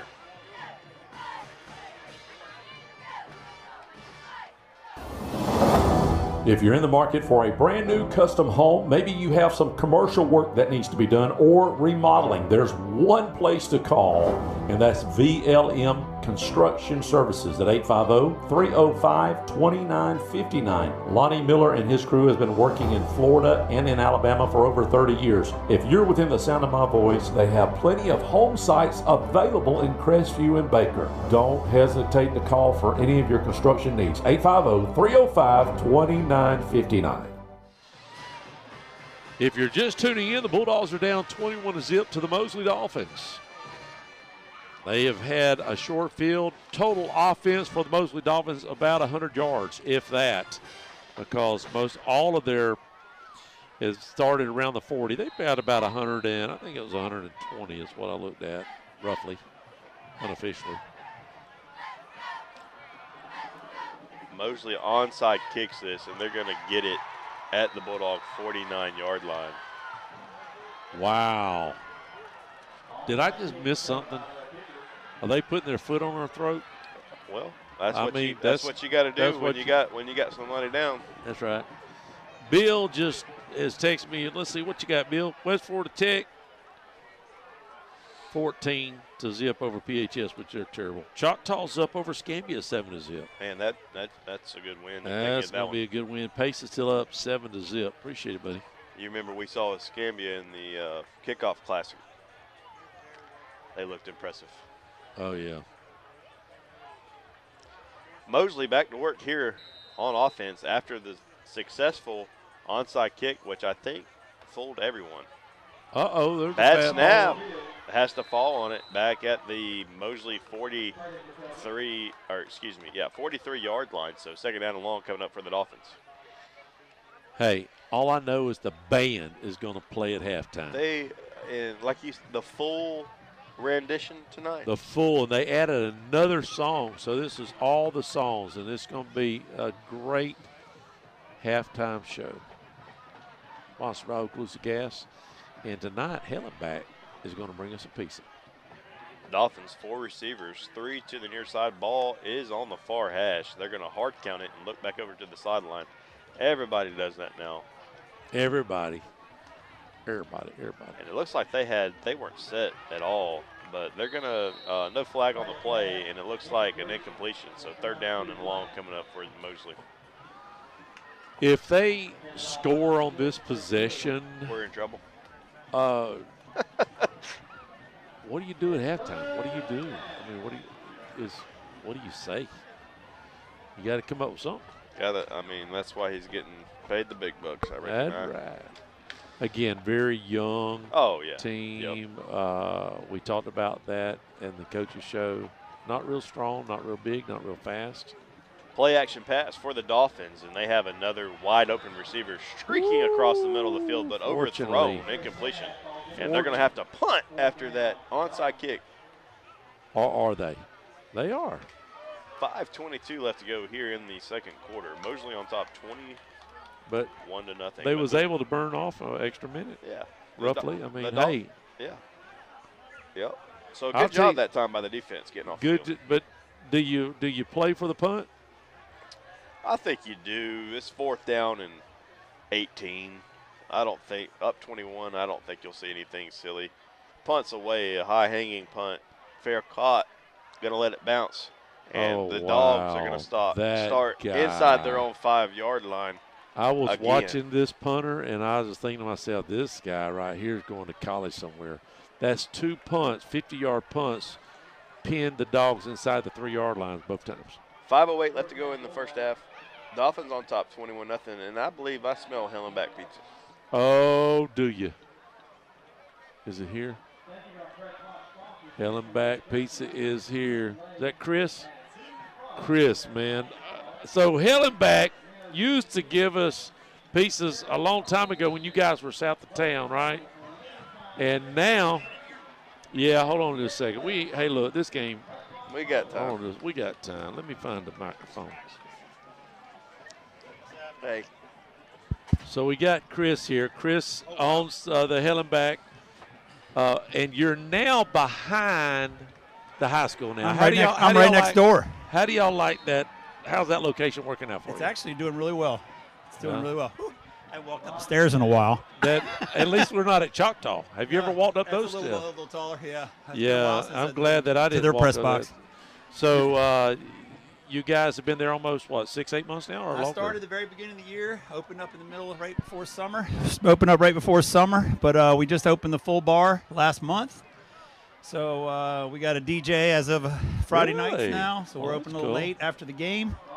So game on. So I reached out. I said, I was at the house for a second. I said, I'm just going to message because I saw somebody else saying y'all were doing something after y'all are staying open late tonight, yes, right, sir. for the game. Yes, sir. So I said, I'll just text you, say, hey, you can watch the game over there and on YouTube and then I said, you said it was a second. Chris was calling me. Hey man, what you want? We got a pizza for you. I will deliver to you. Anytime I come hang out in a press box and watch, Yeah. This year has been a rough year for the Bulldogs, and but maybe next year they got a lot of youth, don't they? They have a lot of youth. But maybe next year we can have the official Hellenbach halftime show like we did for a couple years. I'm in. Go ahead, pencil me in. All right, I had a nice little chat with Coach yesterday. I fed the team. Yeah. Hopefully that's not impacting them tonight. That's why they're so heavy out there. Yeah, I don't think so. But Coach and I talked about how young his team is. But he's very excited. A lot of ninth graders playing tonight. Yes, and he's very excited about the talent he's got. We talked about teamwork between my staff and a bunch of teenagers from Crestview, learning how to make cheese toast in a circle, and his staff and how a line has to work together. Very similar. Yep. Well, listen, we appreciate it, and we appreciate you. Look at here. We got a big play right here. How about that? Maybe we need you in the booth. That's brought to you by Hellenbach Pizza, right next door behind the CCB Bank. Yep. 348 That's how I do that, right? That's exactly how I do that. That's how you do it. You work it in, man. That's great. We got, 1,000 people listening on the radio, and we'll have 3,000 or 4,000 views tonight on YouTube, and the Bulldogs got a score. But listen, we appreciate it. Hey, man, my pleasure. Thank you so much. And I told Mike you was going to hook him up over there, right? Door? Yeah. I'm gonna knock. I brought him a pie too. Yeah, I told him you was I going to know. bring one. He was all excited. I know how to suck up to everybody. There you go. I appreciate it. All right, Thank you, man. That's pretty cool. All right. Now, the official Hellenbach halftime show. We're going to have pizza tonight, guys. And I'm sorry that you guys, I got all these guys that's not going to be here tonight. Here we go. And Nosher carries it across the 50 up to the Mosley 45-yard line. Second down, and we'll call it 3. Rogers with the big completion out to close to midfield. Dogs are on the move with 3 minutes and 10 seconds left to go in the first half. Maybe cuts this to a 2-possession game going into halftime, Tim. How about that? 2. Second down and 3 from the Mosley 45-yard line. Rogers is in motion to the far side. They're going to hand the ball off on the near side. He's going to get tackled for a loss of maybe a half a yard. Third down and 3 coming up for the Dogs. 4-down territory for sure all the way out here. When you get it past the 50, I was talking to Coach, I think last week, he said, hey, anything past the 50, it's 4-down territory for sure. Oh, yeah, this is definitely a no-brainer. Especially now. Yeah. And I think even if we had the lead, let's just say, I think this is kind of no man's land for us. That's right. We're going empty. 5 wide receivers. Nosher by himself. And we're going to start early. That's going to back us up 5 yards. So it makes it third down and 8 or 9 coming up for Crestview. And again, I'm going to say some of that is youth. Hey, look at here. Duck just 14-12. Catholic midway through the second quarter. Walton 2 missed extra points. Wow. I was wondering how that happened. How they had 6. We know the feeling. Yeah. No, we don't know 6-0. Not this year. Third down and 9 from the Bulldog 49-yard line. They have to march it inside Dolphin territory for first down. Empty formation, 5 wide receivers. Tries the tunnel screen out to the far side. He has a completion out to Tassin. Boy, that's close. He's got some good yardage down to the Dolphin 44-yard line. Going to bring up 4th down and 1 for the Dogs. Good job, Tassin, just fighting his way, giving the Bulldogs a chance here. 4th and 1, and we have about $1:28, and the clock's running before halftime. I really think we need to put it in the end zone. 5 wide receivers, 3 to the bottom. I mean, we need to score, absolutely. But I'm just saying to stay in this game, we need to put it before halftime. We need to score here. 1 minute and 10 seconds left to go in the first half. 8 seconds left to go on the play clock. Nosher receives a snap. He's going to try to fling it out somewhere. I'm not really sure. Who was he throwing that to? Does anybody know? Incompletion. The Dolphins will take over with a minute left. I thought he was going to run for the first down. He had it. He had the first down. I'm not sure, Tim. Just to be honest. The Dolphins will remain up 21-0. Do we want to stay here, or what are we doing? We're going to stay right here for just a second. So Tommy goes, wow, that's a lot of advertisement for a pizza. Well, that pizza's $20, $25, and it's free. I think it's a good trade. Brother, it's good pizza. It is. I know whenever you wasn't here, but Grady was bringing them 1 year, I think 2 years in a row, it was held back halftime show. Just bringing a pizza, and really good pizza, really good. We have timeout, 1:03 left here in the first half, 21-0. And the band's going to play at halftime. We're going to get every song on the microphone. So you'll be able to hear it loud and clear on the radio and watch it here on WAZ's YouTube page. And, next week, travel to Milton, Friday night, Pig Stickers. They ought to just start calling that Pig Sticker Stadium. Man, I wish we'd start doing Pig Stickers here. We can make some money. That's extra money. But Bowl Peanuts is kind of our thing. That's our thing. That's our thing, right? What is Niceville's? hot dogs, or somebody does hot dogs. I can't remember. Dippin' Dots. You know, they got a bunch of Dippin' Dots out, don't they? The little trucks and stuff. Did you hear us talking in the coaches show? They raised $1.4 million in their athletic program. We raised $400,000. That's why they had 3 or 4, 5, 6 John Deere tractor little go-kart looking things, and the coach had an extra. He had his own little golf cart. Here we go. Dolphins roll out to the far side, back to pass, has the completion across the 50 up to the Bulldog 45-yard line. Gain of 11 on the play. Good enough for a first down for the Dolphins. So if by chance with 56 seconds left, if they score before halftime, all they need is one more touchdown for running clock, correct? If we don't score. Yep. So that's probably what they was thinking with an onside kick. Try to get it close as they can so they got a long drive home, so he's trying to get home early. Did get out of bounds on the completion. 56 seconds left on the clock. Completion out here to the near side. He's across the 40, and he's going to be taken out of bounds at around the Bulldog 37-yard line. Yep, about that. About the 37. Stop the clock. Going to stop the clock, and about a second down and 3 coming up for the Dolphins. Seniors and juniors running the show here. A couple sophomores for Mosley Dolphins. But when you have a senior-laden or junior-senior-laden offense, they can run that 2-minute offense a lot better than a freshman team, freshman sophomore and team. we got some more clock issues. It was 56 seconds when the snap. And it's still 56. And it's still 56 seconds. So we're trying to figure that out down there on the field. You would think at home that thing would be running like crazy. Well, they have an official. I know. But you are correct. I mean, give me an extra second or two the opposite direction when you're home. So they ticked it down to 48 seconds. Clock is stopped. Men in motion to the top. 4 receivers. Back to pass are the Dolphins, rolling out to the far side, letting one go. Has a completion out across the 25 and gets out of bounds around the Bulldog 20. Another Dolphin first down. Moving the ball at will. And the Bulldogs needs to, with 41 seconds, really Mosley has plenty of time to score. Yeah, I'm as fast as they've scored. I must say they at least have 2 timeouts left. I don't know if either side has really called a timeout, to be honest. We just had one, so I don't know who called it, though. I don't think it was. I don't know. You don't think it was a timeout? I think it was. I'm not sure. Handoff right up the middle, and he's going to be met by a host of Bulldog defenders after a gain of 5. Second down and 5. Got to be a timeout. And a timeout with 34 seconds left to go here in the first half. We'll be right back, folks.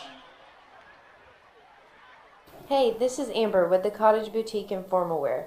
Ladies, if you're looking for something for a special occasion, stop in and see us. And for the men, we also offer tuxedo rentals for prom, weddings, and anything that you really need them for. We are open Tuesday through Friday, 10 to 4, and Saturday from 10 to 1. We're closed on Sundays and Mondays. If you don't know where we're located and you happen to want to stop in and see us, we're at the corner of Wilson Street and Highway 90. And you can also call us anytime at 850-682-2446. Hey everybody, it's Pastor Josh from Hope City Community Church. If you don't have a home church, I want to personally invite you to come to Hope City. We're currently meeting at Show River Middle School at 9 and 11 a.m. every Sunday morning. We even have special services that are put together just for your children. If you'd like more information, find us online at hopecitycc.com. If you choose to join us, make sure to stop by and shake my hand. I'd love to meet you. But whether it's Hope City or one of the other amazing churches in our city, just find a Bible-believing church that makes a difference in your family. And we're back. Mosley Dolphins trying to poke it in one more time. Second down and 5. Before half. Ball is on the Bulldog 15-yard line. Rolls out to the right, rather, and has an incompletion out to the right. Third down and 5 coming up for the Dolphins.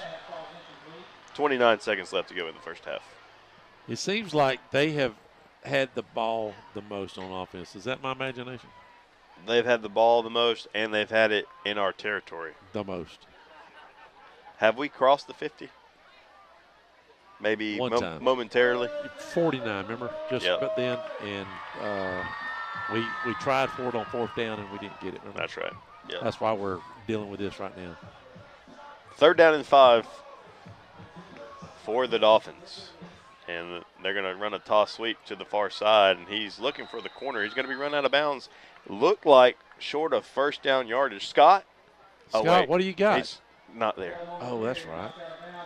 You fooled me there for a second. 23 seconds left to go in the first half, and he is going to be short. So a 4th down, and they're not bringing the field goal kicker out, Tim. No. If they don't get it, then, hey. Half's over, basically. Half's over.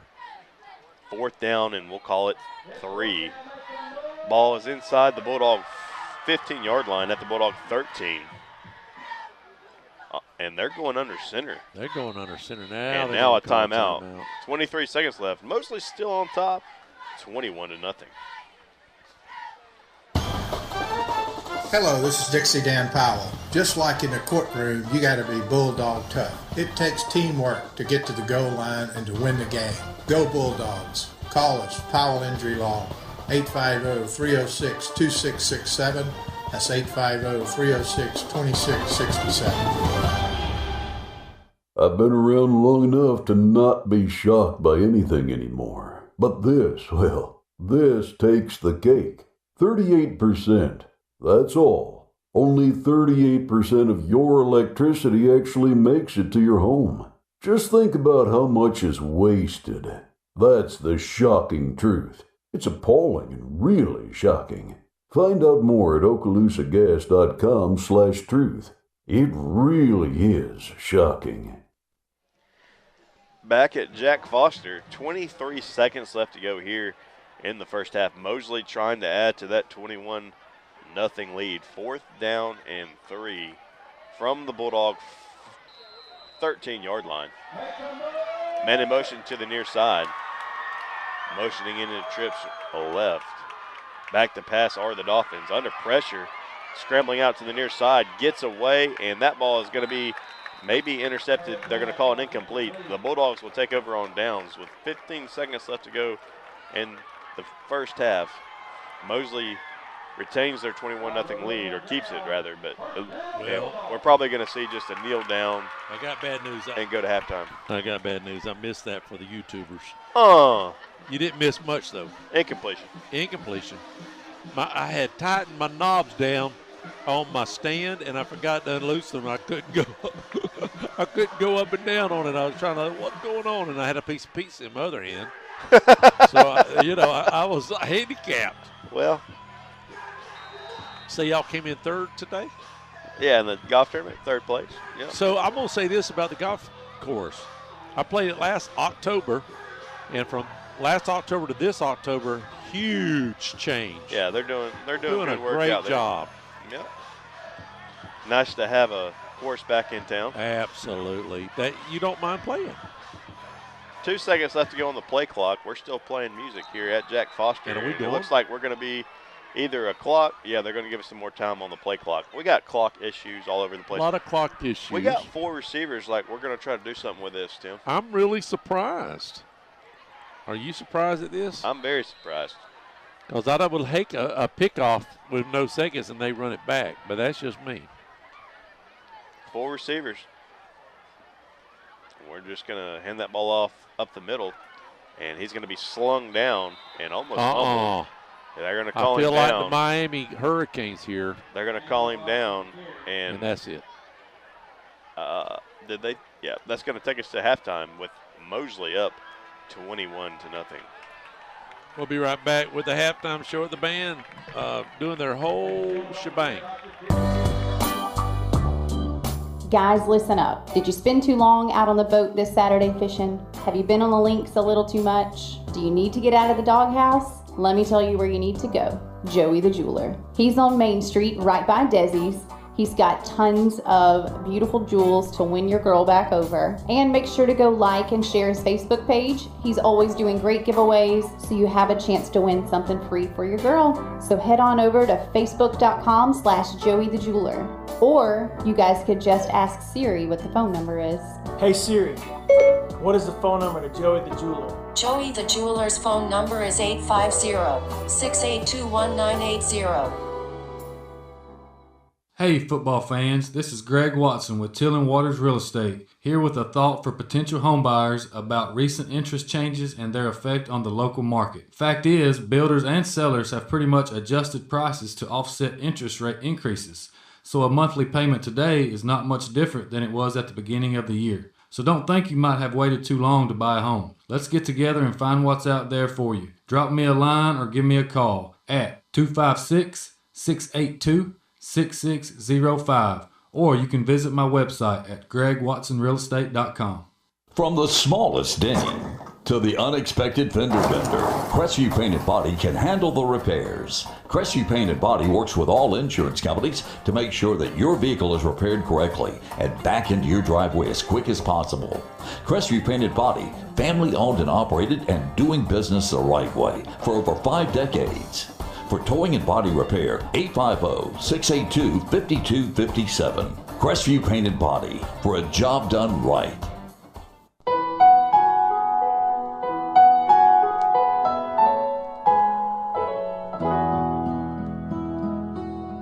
Hello, friends. This is Brandon Martin, General Manager at Blackwater Golf Club here in Crestview, Florida. From the newly renovated 18 holes to the Top Tracer driving range, Blackwater has something to offer for everybody. Open 7 days a week for the best pricing. Book your tee times in advance on our website, golfatblackwater.com.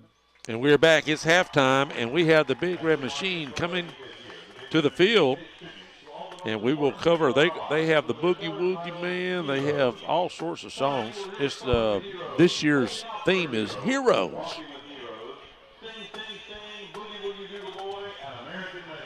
And they're going to add the American medley. That ought to be real pretty. Get your scores in, 850-682-1177. I have a lot coming in. We'll get all these up in the stats, what little we have. But right now, it's the Big Red Machine to perform the Heroes theme. If you like to watch it, it's on YouTube. Here we go.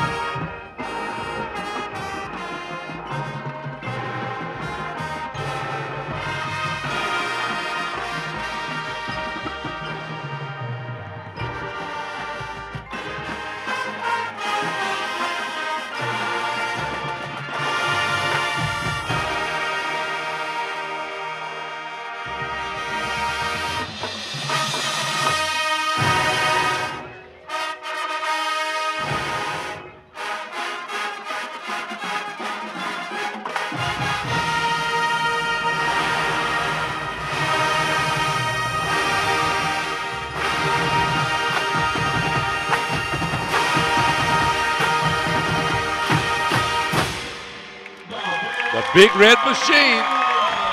Beautiful, beautiful music this year. That was their full rendition. We'll hear it one more time, loud and clear, when Fort Walton comes to town. We'll be on the road Friday night and next Thursday night, the next 2 weeks, and we'll be on the visitor side, and generally they face the opposite direction, so I don't know how well that'll pick up. But I'm glad y'all can hear that. We'll take a quick timeout. We've got a lot of scores to go over and a few little stats. We'll be right back. KC Electric has been the longest-running sponsor of the Big Red Machine Show, and WAAZ and Crestview High School appreciates KC Electric for their support. KC Electric has served Okaloosa and Walton County since 1948. That's right, 1948. You've got to be doing something right to be able to say that. KC Electric can handle all your AC, heating, and electrical needs. A Carrier dealer, KC Electric services all brands of AC units. Give KC Electric a call, 682-3037. That's 682-3037. Have you recently received your home or auto insurance renewal and are coming down with a case of sticker shock? This is Dusty Holloway of the Holloway Agency, and we may be able to help you out with that problem. Our office is an independent insurance agency, and we represent multiple A-rated carriers. Feel free to give us a call at 850-682-1900, or you can drop by our office at 168 West Woodruff Avenue in downtown Crestview for a free, no-obligation insurance review. I want to share a quick story about Brackney Funeral Home. We recently lost our grandmother, and thanks to the kind, professional, and caring staff, it just felt like being with family. She had made all of her decisions in advance, so it was a very seamless process. So thank you, Brackney Funeral Home, for treating our family like yours. If you don't know where they're located, they're at 480 East James Lee Boulevard. That's Highway 90 right across from Twin Hills Park. And their phone number is 850-683-9898. We highly recommend Brackney Funeral Home. I'm Jenny Powell. I'm one of the attorneys at Powell, Powell & Powell Law Firm. Our family has been invested for over 100 years in Northwest Florida, serving your families for over 70 years. If you're in a car accident, you need a law firm who has the training, skill, and experience necessary to deal with insurance companies so that your case doesn't drag on forever. Let our family take care of your family during your most crucial moments. Just remember, Powell, Powell & Powell Law Firm is here for you. You can always just go to our website at www.powelllawfirm.com. CQ Roofing, your hometown roofer since 1999, is state licensed and insured. Chris Coyer, the owner, is born and raised in Crestview, North Okaloosa County, family owned and operated for 24 years of local service, specializing in shingles and metal roofs. Re-roof repair specialist. If you have any roofing needs, you can call them at 850-683-4169 or visit their website at cqroofing.com. And we are back. It is almost the beginning of the third quarter.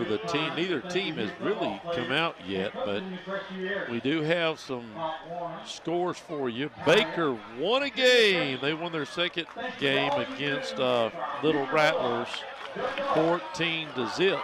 So that was a good pickup win just to get back on the winning side of things.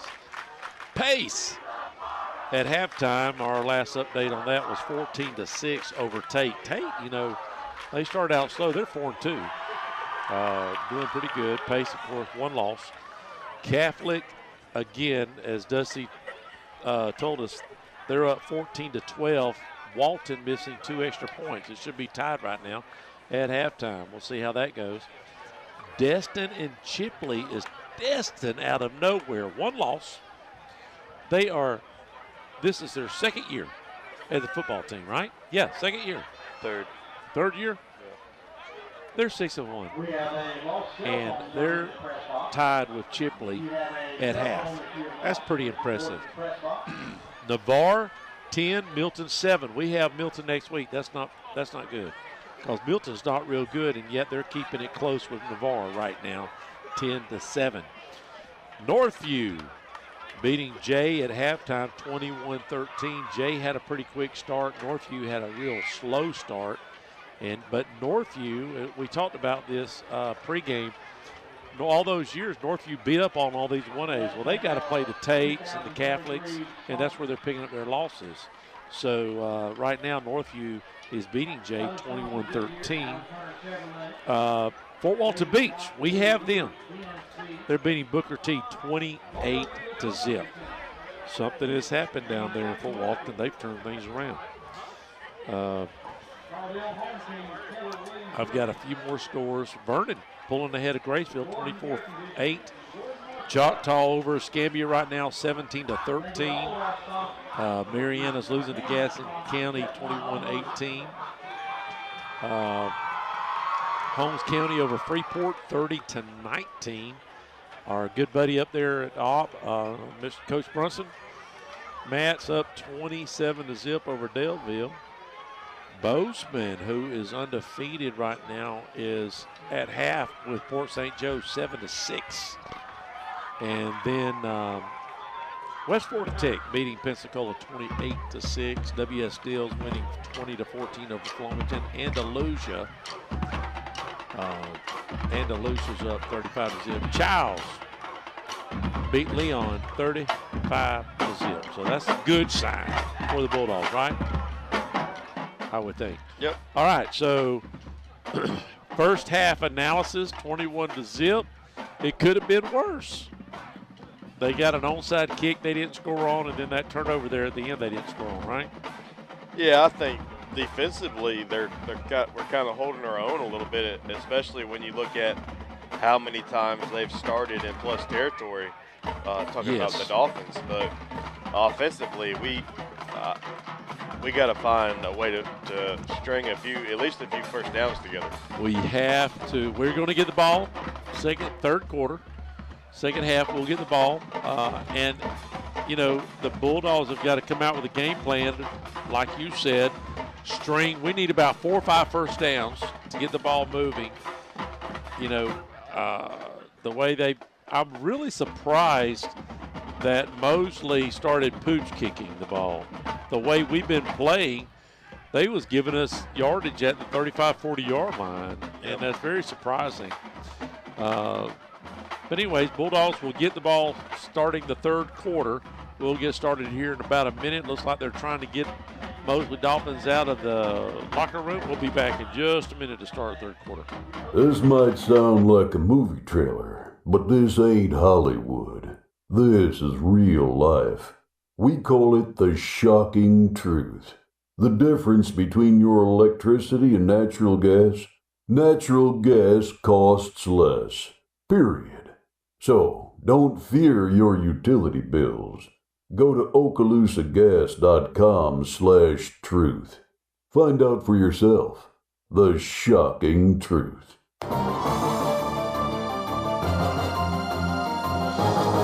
We interrupt this scheduled program for breaking news. Let's go to our correspondent who's standing by at the toll booth of the Mid-Bay Bridge. Kathy, what can you tell us? It's incredible, Mike.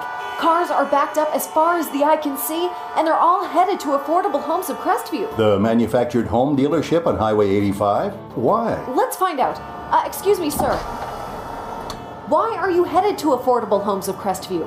Because we're tired of the cost of living down here. Homes are way too expensive, traffic is a nightmare, and we've had it with the homeowners associations. My old neighbor sold his house in Destin and bought a beautiful new manufactured home and a piece of property for a fraction of the cost of his old house. Now he's got plenty of space and a lot of money left over since they're better built at less than half the price. Well, there you have it, Mike.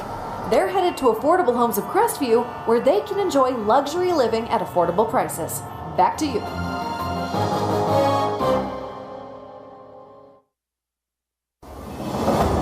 If you're in the market for a brand new custom home, maybe you have some commercial work that needs to be done or remodeling, there's one place to call, and that's VLM Construction Services at 850-305-2959. Lonnie Miller and his crew has been working in Florida and in Alabama for over 30 years. If you're within the sound of my voice, they have plenty of home sites available in Crestview and Baker. Don't hesitate to call for any of your construction needs. 850-305-2959.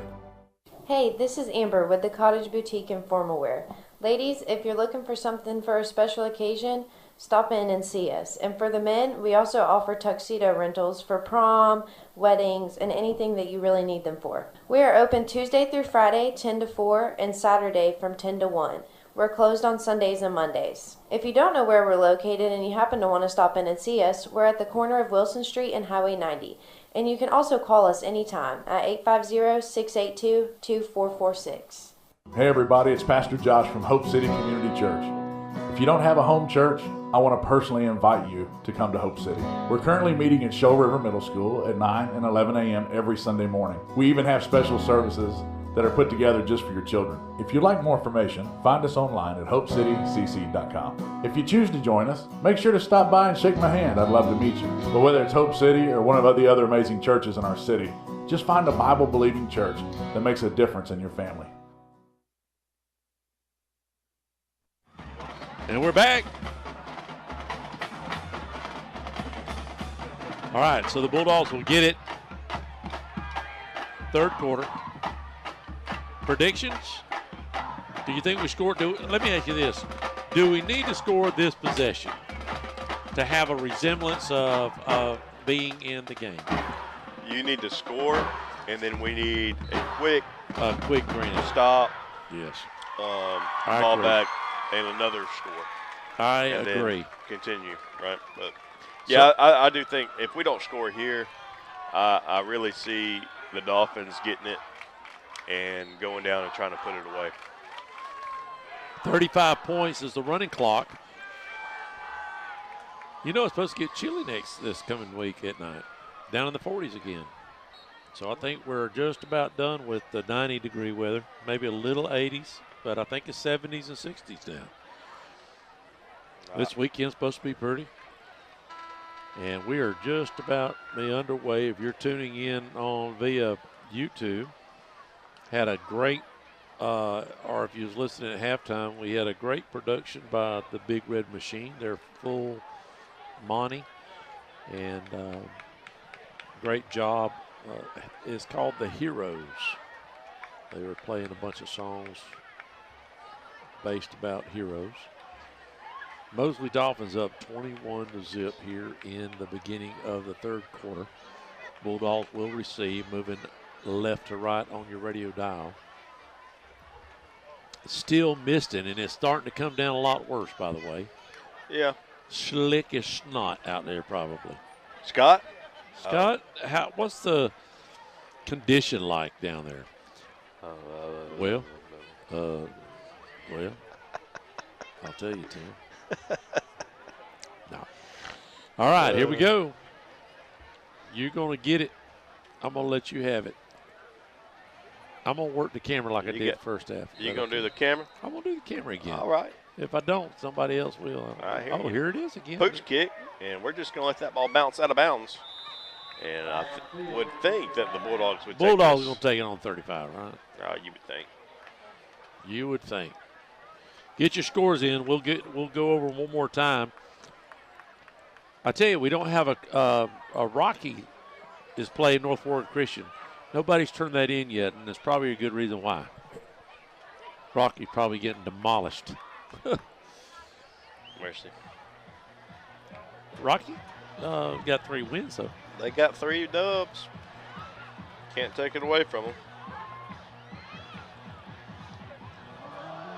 I will say this year, the French fries have been money. Oh, outstanding. I'm going to be honest with you. Concession stand. Concession stand this year could be all-time greatest of all times. Yep.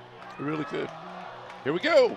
All right, Bulldog, let's get the ball moving. Let's get this thing interesting. Let's get this show on the road. Keep the people interested out there in dog We got to land. keep them on the TV screen here. Nosher goes up top near side. Has Tassin and has the completion. And they're going to say incomplete. Stepped out of bounds. And I think he was out of bounds. I was trying to help us out up here a little bit in the press box. 2nd down and 10 coming up for the Dogs. Good pass. Tassin went up to catch it. He was covered pretty tightly. Now, was there push in a little bit? I don't know. But I think you're correct. I believe he was out of bounds a fraction. I hear. And I'll tell you, I'd go back to the same thing. I would. See if he can't beat his man down here. Near side. Ball's on the near hash. Turtle, 4 receivers. And they're going to throw a little completion. Tries to make a man miss. Dancing around is number 6. That's Hood. He's going to gain about 3. Second down and 7 coming up for Crestview. I would say we're going to move the ball fast, too. Yep. Absolutely. Yep. Got to. They're going to give him 4. Third down and 6 from the Bulldog 39-yard line on the opening possession of the third quarter. Getting a play in from the sidelines. 4 receivers, 3 to the top. Ball on the near hash. Moving left to right on your radio dial. Turtle receives the snap, and he's going to hand that ball off, and that's Rogers. Rogers has room across the 45, up across midfield into Dauphin territory to the Dauphin 49-yard line. First down and 10 for the Dogs. I like this up-pace tempo just to change something up for the Bulldogs. And once you start moving the ball, let's don't stop. Let's just keep it rolling. Get the Dolphins on their heels and get it moving the right direction. Now we've slowed it back down. Here we go. I was waiting for them to say, I'm sitting here talking about let's go, and they're trying to figure out what they want to do. Well, we're waiting for the sound to turn off down here in the press box. There we go. 4 receivers, man in motion to the near side. Turtle has it. He's going to flip it to the man in motion. He's going to be stuck. Lost an incompletion, but who is that? Mercy. He took a big hit, and he's down. Well, get off the floor. That was Coleman. Yeah. Coleman took a big hit. I think he's going to be okay, just maybe a little. I will tell you right now, you can tell if I was Coleman, I'd tell Notre, buddy, you're done with me because he set him up for failure on that one. That was a little lob ball.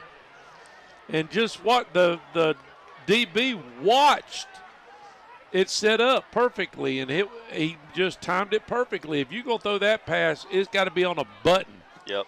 And you've got to move your receiver out of the way of that defender to give you a little help. But that was hit hard, and he's still down. Coleman is just trying to catch his breath, I believe. He's tough. But he couldn't make it to the sidelines. He's still down, man. He's out. I think his daddy's down there now checking on him. I mean, he's fine. I think he just knocked the breath out of him. He probably got stars on that one. That was a pretty hard hit. I'll tell you what we're going to do. While they're trying to figure out how hard a hit that was, we're going to take a quick timeout. We'll be right back. Bulldogs moving the ball. Don't touch the dial. Hello, this is Dixie Dan Powell. Just like in the courtroom, you got to be bulldog tough. It takes teamwork to get to the goal line and to win the game. Go Bulldogs. Call us, Powell Injury Law, 850-306-2667. That's 850-306-2667. I've been around long enough to not be shocked by anything anymore. But this takes the cake. 38%. That's all. Only 38% of your electricity actually makes it to your home. Just think about how much is wasted. That's the shocking truth. It's appalling and really shocking. Find out more at okaloosagas.com/truth. It really is shocking. Guys, listen up. Did you spend too long out on the boat this Saturday fishing? Have you been on the links a little too much? Do you need to get out of the doghouse? Let me tell you where you need to go. Joey the Jeweler. He's on Main Street right by Desi's. He's got tons of beautiful jewels to win your girl back over. And make sure to go like and share his Facebook page. He's always doing great giveaways, so you have a chance to win something free for your girl. So head on over to facebook.com/Joey the Jeweler. Or you guys could just ask Siri what the phone number is. Hey Siri, what is the phone number to Joey the Jeweler? Joey the Jeweler's phone number is 850-682-1980. Hey football fans, this is Greg Watson with Till & Waters Real Estate, here with a thought for potential homebuyers about recent interest changes and their effect on the local market. Fact is, builders and sellers have pretty much adjusted prices to offset interest rate increases, so a monthly payment today is not much different than it was at the beginning of the year. So don't think you might have waited too long to buy a home. Let's get together and find what's out there for you. Drop me a line or give me a call at 256-682-6605, or you can visit my website at gregwatsonrealestate.com.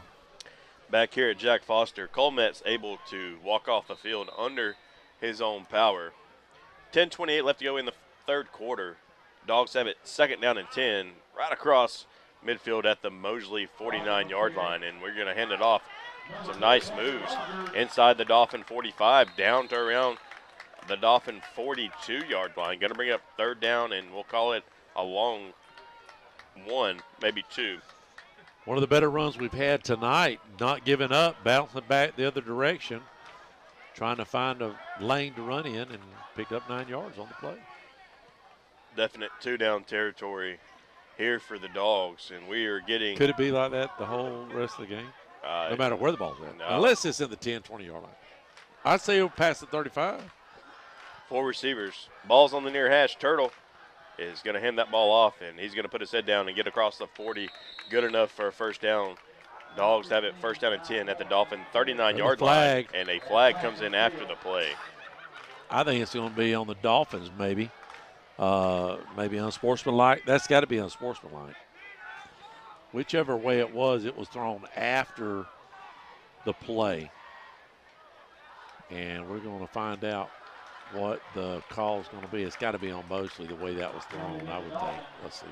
After the play, personal foul on the Dolphins. So move it all the way inside the Dolphin 30-yard line down to the Dolphin 24-yard line.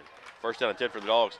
9:40 left to go here in the third quarter. Dolphins on top, 21-0, but the Bulldogs have entered a space that we haven't seen yet. We haven't seen this space yet. So 4 receivers, 3 to the top.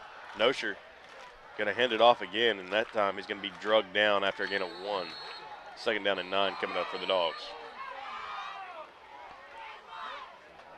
Ripped his helmet off. Does he got to come off the field? Well, usually when someone, a defensive player rips a helmet off. Yeah, he's going to come off.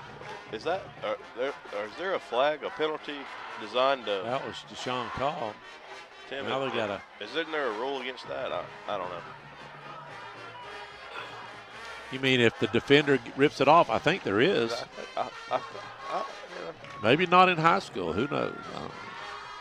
Nosher hands the ball out. Outside give. They're going to get us on a holding. Yeah. Some good hard running there by Rogers up the far sideline, but it looks like that flag was thrown in the area of holding. Wait for the official to call. That's exactly where it's at. Pretty good little run, but negated by the hold. 8:58 left here in the third quarter. If you have some scores, guys, bring them in to me. We'll get them out as quick as we can. Baker won their ball game. 2 wins now for the Baker Gators. 14-0 over the Little Rattlers. That's where, not the school.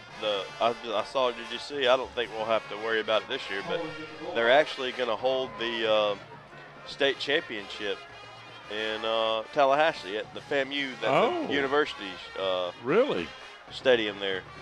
Instead of having to go all the way down south. Oh, how about that? 2nd down and 20. In forever. For the Dogs, 4 receivers, 3 to the near side. Ball's on the far hash. Turtle back to throw. Going to throw out here to the near flat. Rogers makes a man miss and does some nice moves down to around the 26-yard line. Going to bring up 3rd down and maybe 12 for the Dogs. That first move by Rogers got him that yardage there. He juked the first guy that was in the backfield, actually. That's the kind of screen pass you got to have. You got to get it to him quick. You can't be lobbing it. 3rd down and 12 from the Bulldog the Dolphin 26-yard line. I'm used to saying our side. 3 receivers to the top side. Ball's on the near hash. 10 seconds left to go on the play clock. We still can't get our troops set, so we're going to take a timeout with 8:15 left to go in the third quarter. Dolphins on top, 21-0. From the smallest ding to the unexpected fender bender, Crestview Painted Body can handle the repairs. Crestview Painted Body works with all insurance companies to make sure that your vehicle is repaired correctly and back into your driveway as quick as possible. Crestview Painted Body, family owned and operated and doing business the right way for over 5 decades.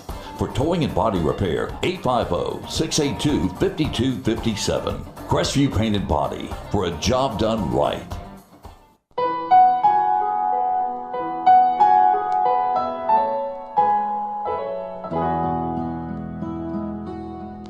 Hello, friends. This is Brandon Martin, General Manager at Blackwater Golf Club here in Crestview, Florida. From the newly renovated 18 holes to the Top Tracer driving range, Blackwater has something to offer for everybody. Open 7 days a week for the best pricing. Book your tee times in advance on our website, golfatblackwater.com. Back at Jack Foster, 8:15 left to go in the third quarter. Crestview setting up for an important third down and 12, down 21-0. They have the ball at the Mosley 26-yard line, trying to sneak their way back inside this football game. Nosher back to pass. He's taking his time, now having to step up. He's going to scramble across the 20, going to be shoved out of bounds inside the 15, down to the Dolphin 12. And he's got a first down, a gain of maybe 14 on the play. First down in goal.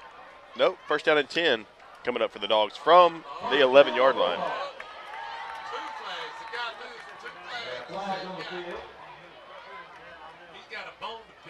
That's going to be after the play. Who is he picking the bone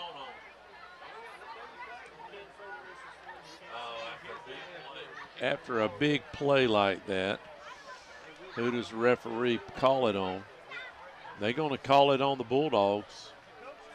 And might have been jaw jacking. I didn't see a bad hit or anything. Did you? No, it was after. It was definitely after the play. And let's talk real quick about Notre there. If I would have loved to have seen more of that this year, instead of throwing the balls that he's throwing, just trying to get rid of. If he'd look up. Unsportsmanlike conduct on the Mosley Dolphins and on the Dogs. Offsetting. So offsetting. First down and 10. Coming up for Crestview. Did not affect the play. Notre gets the first down for the Bulldogs, and first time in a while, I would say in about 2 or 3 games, if we've been this deep in our own, Since the Niceville game. Since the Niceville game. That we've been this close to scoring. So a good drive right here for the old team in red. 4 receivers, 3 to the top. Ball is on the near hash. Nosher's joined by Cobb in the backfield. Nosher back to pass, looking to his left, throwing to his left, and kind of throws a wounded duck out there, incomplete. Had a man open. Second down and 10 coming up for the Dogs. Wide open. Don't know if the receiver ran the wrong route or Notre just didn't have the oomph on it, because he was wide open, and actually Notre had time to throw the ball. He wasn't pressured or anything. That brings up a big 3rd and 10 for the Bulldogs, and, of course, it's 2 down territory. Second and 10. I'm sorry, is it second? Yep. Thank you. I feel much better now. 3 receivers to the top. Ball still on that near hash. Cobb behind Nosher in the backfield, and they're going to hand it to Cobb. Cobb bouncing it near side. Cobb putting his head down. And just really not a whole lot there, maybe a gain of 2 or 3. Got to bring up 3rd down and 8 for the Dogs. Seems like it's getting a little touchy down there on the field. I don't know. After the play or during the tackle, a lot of slinging going on, so you got to be careful there. We don't need to pick up a penalty on us deep in our own territory. 7:33 left to go in the third quarter. Mosley on top, 21-0. Crestview has it inside the Dolphin 10, 3rd down and 8. Coming up for the Dogs. 3 receivers to the top. Nosher trying to run quarterback draw, and he's going to be short of a first down. Going to bring up 4th down, and we'll call it 5. All right. And another penalty after the play, and I wouldn't celebrate too early. No. They pushed number 70. I think that's Simmons. Simmons got hit after the play, and Simmons came across and fell on one of our guys, but I believe it's going to be on Mosley. Late hit. Simmons was just standing there, and all of a sudden he got hammered in the back. Well, before the penalty, it would have been a 4th down from the Dolphin 6-yard line. I really think it's on Mosley, because I just saw, after they saw Simmons come flying across after the play was over, they threw the flag, and it wasn't Simmons was hitting anybody. So let's just see what the call is going to be. It's got to be on Mosley. Personal foul on the Dolphins. Yep. So that'll be an automatic, well, not an automatic first down, but it will be a first down. And a first down and goal for Crestview. I mean, it didn't hurt Simmons. I mean, you're hitting a tree trunk. So, but he comes flying, and it happened right in front of the White Hats. So, just a late hit, and it'll be first and goal to go. We're going to call it on the 3.5, 4, something like that. Yeah, something like that. I can't tell you how necessary it is for the Dogs to score here for a lot of reasons. A lot of reasons. They haven't moved the chains over there. They still haven't. The down marker's still on 4th down, but surely that's incorrect. It's first down, and they don't need to move it because they can't get a first. Nosher back to throw. Has a man in the corner of the end zone, far side, incomplete. 2nd down and goal coming up for the Dogs. Right? I mean, we're coming off the field like we turned it up. How is that not a first down, Tim? Explain that to me. So I need to know. So before that play, it was 2nd and it was going to be 4th down and like 3. And then we picked up the personal foul. Correct, which is 15 yards. But it's half the distance. But it should be an automatic first down, right? It's not an automatic first down. Okay, but it would be half the distance. They didn't never mark anything off. Huh? I mean, look, we're not arguing, so obviously. No, I mean, yeah, we're not arguing. So I guess we just didn't know what the heck we were doing. We didn't know, and it's 6:56 left to go in the 3rd, and Mosley takes over on downs, up 21-0. KC Electric has been the longest-running sponsor of the Big Red Machine Show, and WAAZ and Crestview High School appreciates KC Electric for their support. KC Electric has served Okaloosa and Walton County since 1948. That's right, 1948. You've got to be doing something right to be able to say that. KC Electric can handle all your AC, heating, and electrical needs. A Carrier dealer, KC Electric services all brands of AC units. Give KC Electric a call, 682-3037. That's 682-3037. Coming out of the timeout, still trying to scratch her. That's a head scratcher there. When you had 4th down and 3 and you get a personal foul on the other team and it's not a first down, I don't know. I missed something. We did. Because, as you said, Coach Grant and staff didn't say a word about it. Yeah, so obviously, I don't know. We missed something. Handoff for the Dolphins, and he's got room on the outside. One man to beat. Well, another man to beat, actually, but a nice run out for maybe a gain of 30, 35 on the play. 1st down and 10 for the Dolphins. And I'm going to tell you something. 33 tonight has run like a banshee, Marquise Wilkerson. And he's got him out of trouble. I thought for sure the Bulldogs might have a chance there to get the ball back with some good field position, but first play 30 yards for Wilkerson, and now they've got breathing room, and the quarterback can do whatever he well pleases right here. And he'll take the snap. He'll hand it off again, kind of the same play. This time met in the backfield. Gain of maybe 2 on the play. 2nd down and 8 coming up for the Dolphins. 6 minutes left here in the 3rd quarter. 21-0. Need to score. Dolphins on top, trying to add to that lead.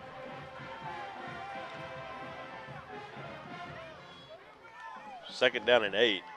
Starting to take their time a little bit. A nice drive by the Dogs coming out of halftime, but weren't able to get any points out of it.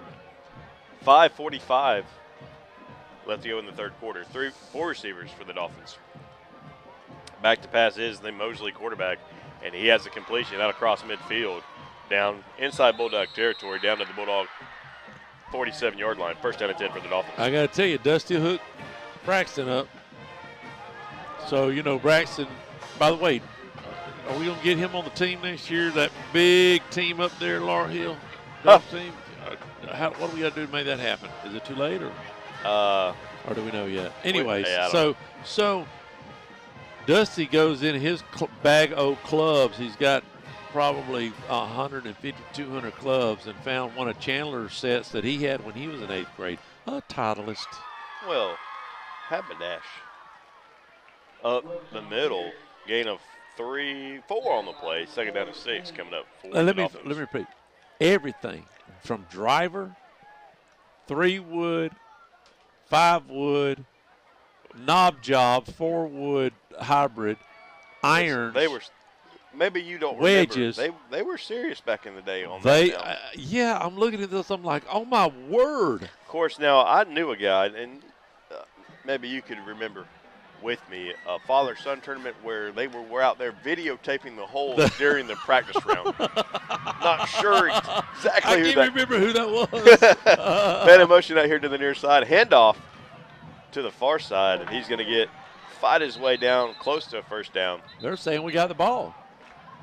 I guess not. Going to be close to a first down, probably a first down and 10 for the Dolphins. Anyways, we went down last weekend and played. He wanted to play a Disney World golf course. Yeah, so how was that? I recorded some. He was hitting the ball straight, about $1.50, $1.75, not bad. Under center, quarterback sneak. Now they have a first down inside the Bulldog 35 down to the Bulldog 33-yard line. 3:50 left to go in the third quarter. 21-zip. Dolphins are on top. It's been all Dolphins. Short field too. Uh-oh. Oh, look at him. He's got another one now.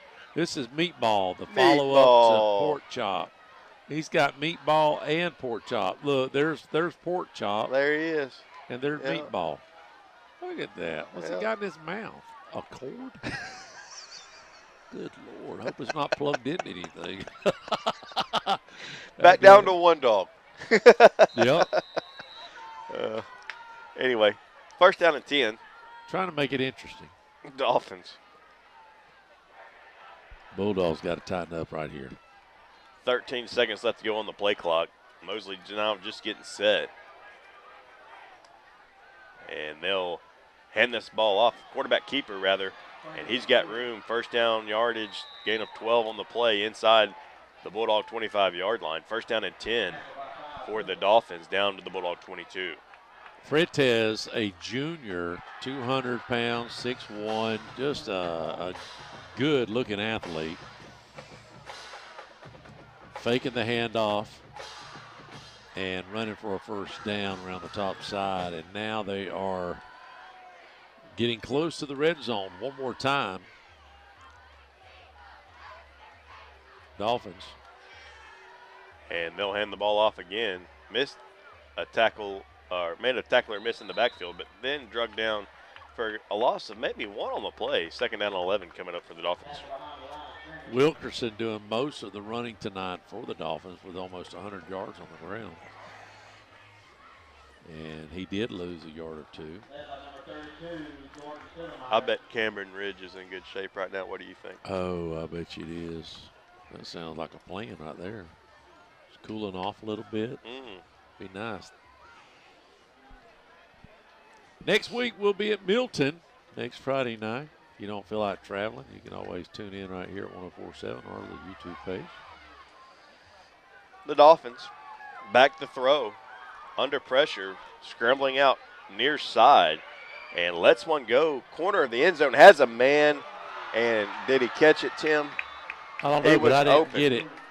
And he did. He did catch Touchdown, Dolphins. Bad camera work. 27-0.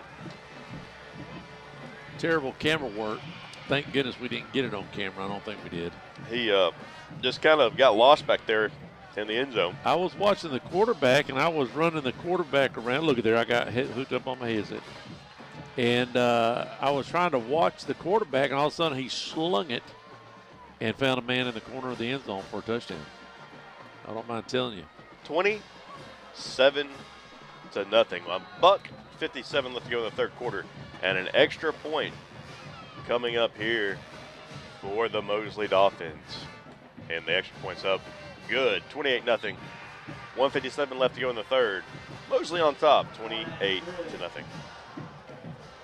Have you recently received your home or auto insurance renewal and are coming down with a case of sticker shock? This is Dusty Holloway of the Holloway Agency, and we may be able to help you out with that problem. Our office is an independent insurance agency, and we represent multiple A-rated carriers. Feel free to give us a call at 850-682-1900, or you can drop by our office at 168 West Woodruff Avenue in downtown Crestview for a free, no-obligation insurance review.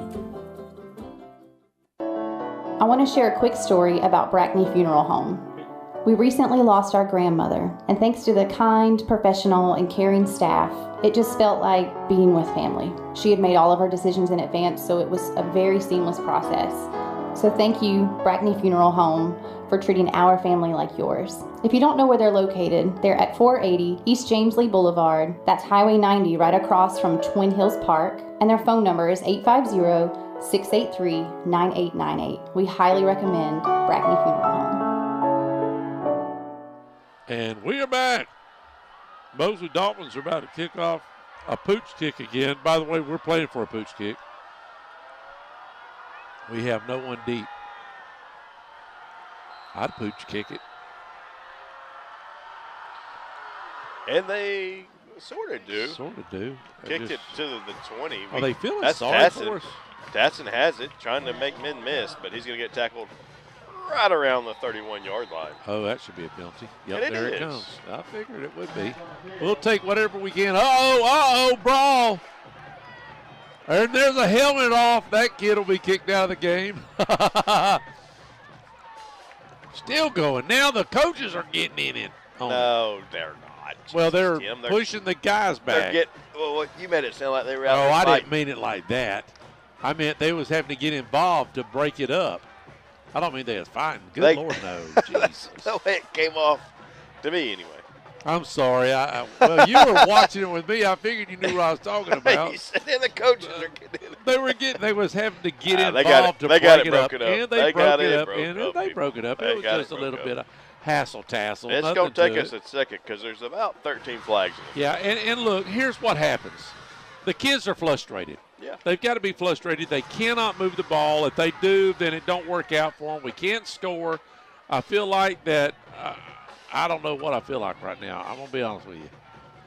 Yeah. The whole team is meeting out on the field, and is Grant fixing to forfeit? No, Jesus. He's not? No, he's just getting everybody together and telling them. Because this is a little different. I'm going to be honest with you. I just don't know. We'll see. He's just telling them that we're not going to have any more after the play. We're not going to have no more like that. And I think, they threw us down first. They did. They threw us down first after the play was over. But like you said and earlier, then you could a little tell tassel. When we were down here on that last drive, it was getting chippy. And did I call that? Yep. I did. And I just felt it in the air a little bit. And sort of like when you go to Waffle House and you know within 10 minutes you're never going to eat. You wasn't with us then. I told Dusty, me and Dusty and Amy, one of the games, we sat down and I said, guys, we will never get our food. Sure enough, the little old English-speaking lady, I'm sorry, but we are not going to have any food for the rest of the night because everybody quit. Jesus. They walked out the back door. Waffle I House? saw it happen. Yes, down there by the interstate. Goodness. Yep. Remember I don't know if you ever remember the English-speaking lady. She's a redheaded lady. Real nice.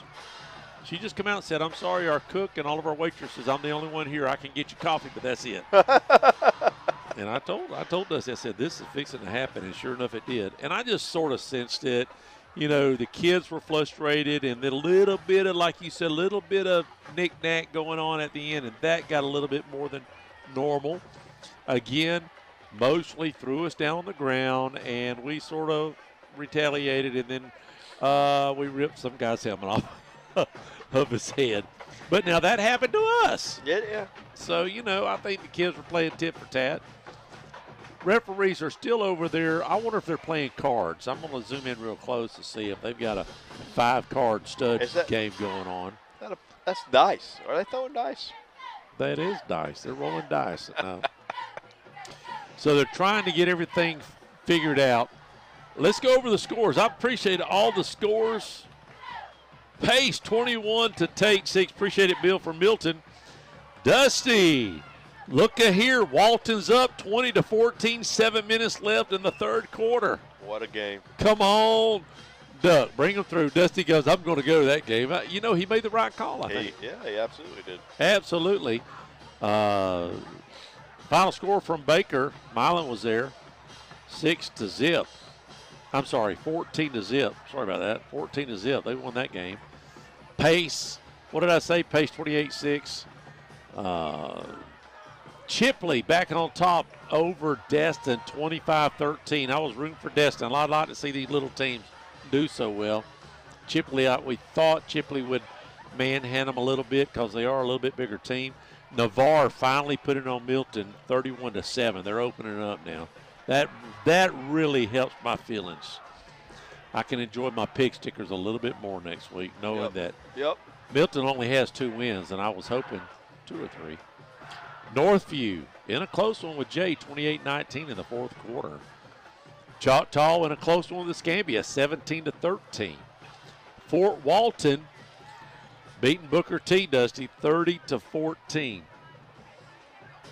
That's not good. Vernon opening it up over Graceville. Graceville hadn't won a game this year, nor will they.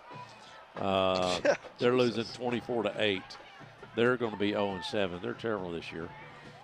Mariana now facing to lose 2 in a row as they lost to Walton last week. They're going to lose to Gaston County this week, 34-18 so far. Brunson, he's fixing to put the brakes on, though. When he gets around 35, he puts the brakes on it. The master. He is the master. And Grant's going to have to learn. And I'm going to tell you, what is your opinion about this? Most every team does it. Don't you find a couple puff cakes in your schedule? Don't you want that or no? Now, some guys are different. Some guys don't want that.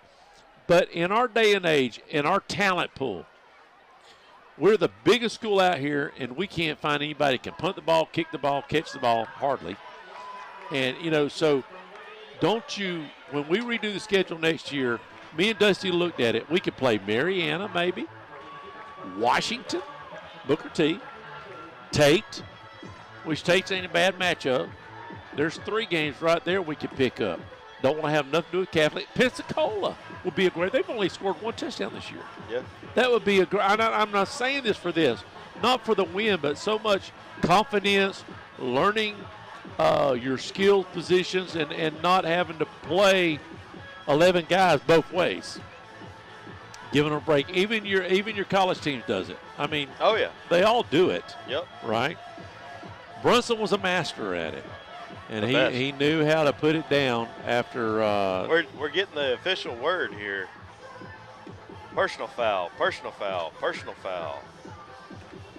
So first down, Bulldogs. There was more on Mosley than us. I'm just going to tell you that took a lot longer than I felt like. There was 3 penalties. He gave us 3 signals, and it took 25 minutes to figure out maybe he was trying to figure out what hand signals he was going to do there.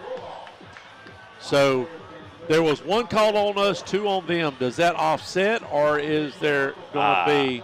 We'll find out in just a second. How about that? We're going to find out. Bozeman finally scoring some points on Port St. Joe, 22-14. West Florida Tech, 34-6. Pensacola now has 2 touchdowns this season. W.S. Nils up 28-21. Appreciate you, John. Holmes County over Freeport, 30-19. Holmes County is going to be 5-1 or 5-2. Arnold's going to lose in a big way to St. Paul, John, the 12th, 56-0. And Pine Forest went down all the way there to play IMG to get beat 55-14. We are going to get some penalty yardage here. That's what I thought. I didn't know for sure how it worked, but there was 1 on the Bulldogs and 2 on Mosley. So with all that being done, 1:48 left here in the third quarter, all that does is just make our night longer. Yes, sir. I was hoping to get out of here by 9:15. That ain't happening. 9:30 may not happen. Do you know we still got another quarter to play? Did you know that? Does it not feel like it's the fourth quarter already? To be honest with you, have you forgot already? I have. Are you checked out? Try to focus. I'm not. I don't think you are. We still have a shot here, Tim. Listen, if we score here, it's only score here and a stop. Score here and a stop. If we get to snap the ball. Yep. We're working on it. 28-0. But 1 more touchdown for Mosley, and if we don't score, then I'd say it's sort of over. It's over after that. Because it's a running clock. Yeah, it would be. All right. Any day now. And the whistle. Ronnie Millsap. Of play. Balls resting at the Crestview 40. Nosher back to pass, looking near side, going up top. And just underthrows his intended target. Second down and 10 coming up. Was our receiver supposed to come back to the ball on that, do you think? I'm thinking it was a miscommunication. Yeah, and that's happened a lot this year where he's thrown the ball behind. And I talked to Grant about that.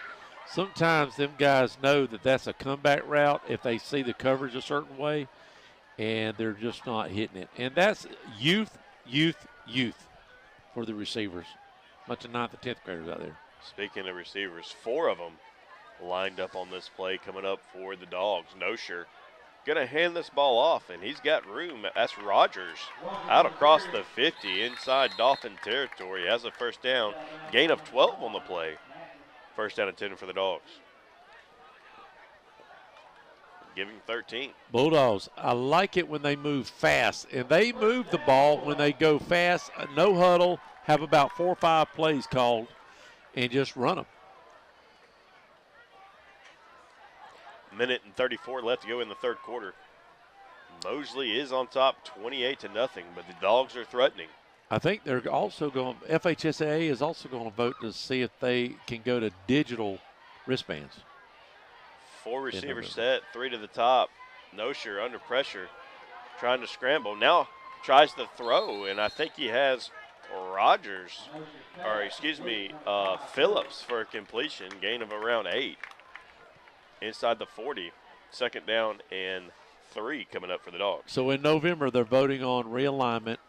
It's very hard to, I don't want to describe it over the airway because it's really hard, but it's basically going to be 4 divisions again, but there'll be an A and B in the playoffs. They'll flight it. 64 teams will be flighted into 2 flights. Nosher going to hand this ball off. Some good work up the middle, down to the Dolphin 31-yard line. Another first down for the Dogs. Gain of about 7 on the play. Coach is rolling his arms. He wants that clock to roll. And that clock standing at 38 seconds and counting left to go in the third quarter. Turtle has the snap. Going to hand the ball off again. And Rogers with some good work in between the tackles down to the 25. Gain of 5. Second down and 5 coming up for the Dogs. Do we get one more playoff before we flip sides? Let's see. We're going to try. 10 seconds left to go on the game clock. 3 receivers up top. Back to passes Nosher, and he lets a wounded duck go, and that ball's going to be intercepted by the Dolphins. And he's going to run it back to around the 35-yard line. That's where Mosley will take over. First down and 10 after the interception. I'm Jenny Powell. I'm one of the attorneys at Powell, Powell & Powell Law Firm. Our family has been invested for over 100 years in Northwest Florida, serving your families for over 70 years. If you're in a car accident, you need a law firm who has the training, skill, and experience necessary to deal with insurance companies so that your case doesn't drag on forever. Let our family take care of your family during your most crucial moments. Just remember, Powell, Powell & Powell Law Firm is here for you. You can always just go to our website at www.powelllawfirm.com. CQ Roofing, your hometown roofer since 1999, is state licensed and insured. Chris Coyer, the owner, is born and raised in Crestview, North Okaloosa County. Family owned and operated for 24 years of local service, specializing in shingles and metal roofs. Re-roof repair specialist. If you have any roofing needs, you can call them at 850-683-4169 or visit their website at cqroofing.com. And we are underway the fourth quarter just to start, 28-0. And at the buzzer, we had an interception, so Mosley now will be moving left to right on your radio dial. And shotgun formation for Mosley. And Fuentes, he has one guy in the backfield. It's a new running back. Puts a man in motion. He runs out of the top side. He hands it off. Oh, hit hard, but not until he gained 6 yards on the play. If you're just tuning in, it's been all Mosley Dolphins tonight. The Bulldogs have given them short field. We have had a couple drives that got stymied down around the goal line. Even that right there, I thought we had a chance to move the ball some, but Bulldogs just can't seem to complete a drive the last couple games we've had. The Dolphins are going to hand this ball off. He's got room to work up the far sideline. First down inside Bulldog territory, down to the Bulldog 48-yard line. First down and 10 for the Dolphins, gain of about 10 on the play. And Reeves had to come out as his helmet came off. He'll come out one play. That brings in Reese Killen for a moment. And they'll actually mark this at the 50. 11-10 left to go in this football game and counting. Another handoff for the Dolphins and another good run up the middle. Gain of 9. Second down and 1 coming up for the Dolphins. At this point, at 28-0, 10 minutes, 11 minutes left in the game, I almost feel like the Dogs have gassed themselves here. They mentally, physically, I believe they're gassed. You know, it's got to be frustrating. You can't score no points. You just can't get in rhythm. A lot going on here. A lot of starters out. Dolphins snap it with 10 seconds left to go on the play clock, and they're going to hand the ball off for another first down up to the Bulldog 35-yard line, gain of 6 on the play. As we was talking in the coaches show earlier this evening, I told Coach, you know, we was talking about how young we are, and he said, you know, these teams we're playing are starting 11th and 12th graders, and you could just see the size difference. Yeah. And these kids hadn't had a lot of chance. Most of them hadn't had a chance to get in the weight room 2 or 3 years, like some of these other teams were playing. Makes a big difference. Mosley hands it off again. He's going to bounce that out to the far side, lower his shoulder, and get 7 yards. Second down and 3. Coming up for the Dolphins inside the Bulldog 30, down to the Bulldog 28-yard line. Wilkerson over 150 yards now, almost 150 yards on the ground for the Dolphins. And that's pretty good, saying that they have really, I don't know if they've ever started, maybe one, well, just then they started on their side of the field. Most of the time it's been on our side of the field. Dolphins stick with that ground game, and why not? He's going to cut that ball back and has plenty of room inside the 20 down to the Bulldog 12-yard line. First down and 10 for the Dolphins. Gain of, we'll call it 16 or 17 on the play. 9-10 and counting left to go in the football game. Mosley has it first down and 10 at the Bulldog 11-yard line. They score here, the clock runs, and we'll be out of here in a little minute, right? Any big plans tomorrow? I haven't really thought about it too much, to be honest with you. Probably just going to relax and watch some football, hopefully. Man in motion. Run the jet to the far side. Has the corner. Walking the tightrope along the sideline. And I don't know if he got out of bounds, but he does get some good yardage for the Dolphins. That's going to bring up a second down. Do I see a flag in the backfield, Tim? I can't make that out. Yes, you do. He just picked it up, though. Is he going to wave it off? Moving it back. Moving it back. It's on the Dolphins. So just extended the time that they're going to put the running clock on us maybe, or it might work out for the Bulldogs. Once again, we have Milton Friday night, the following Thursday night, Leon over in Tallahassee, and then we wrap up the season with the Fort Walton Beach Vikings, who have really turned their season around. Second down and 19 coming up for the Dolphins, and they're going to hand this ball off. He bounces it far side, and he'll get a few yards. Going to bring up there's a flag. Another penalty. It looks like we just want to be here. Can he give somebody a break? I mean, it's 28-0, man. 8 minutes left in the game. Do you think that flag is going to make a hill of beans? I hate to say, unless it was obvious. I want them to. If it's obvious, it's obvious, right? But you know how many plays that they could throw a flag and they don't? this will be a good time. He goes against the Bulldogs, by the way. Yeah. Which, I mean, you know, it is what it is. Still haven't got a signal on the. Here it comes. After the play, personal foul on the Dogs. So a lot of personal fouls tonight. Maybe a little bit more of that frustration. Yeah. On that both you were sides, talking about. actually. Yeah.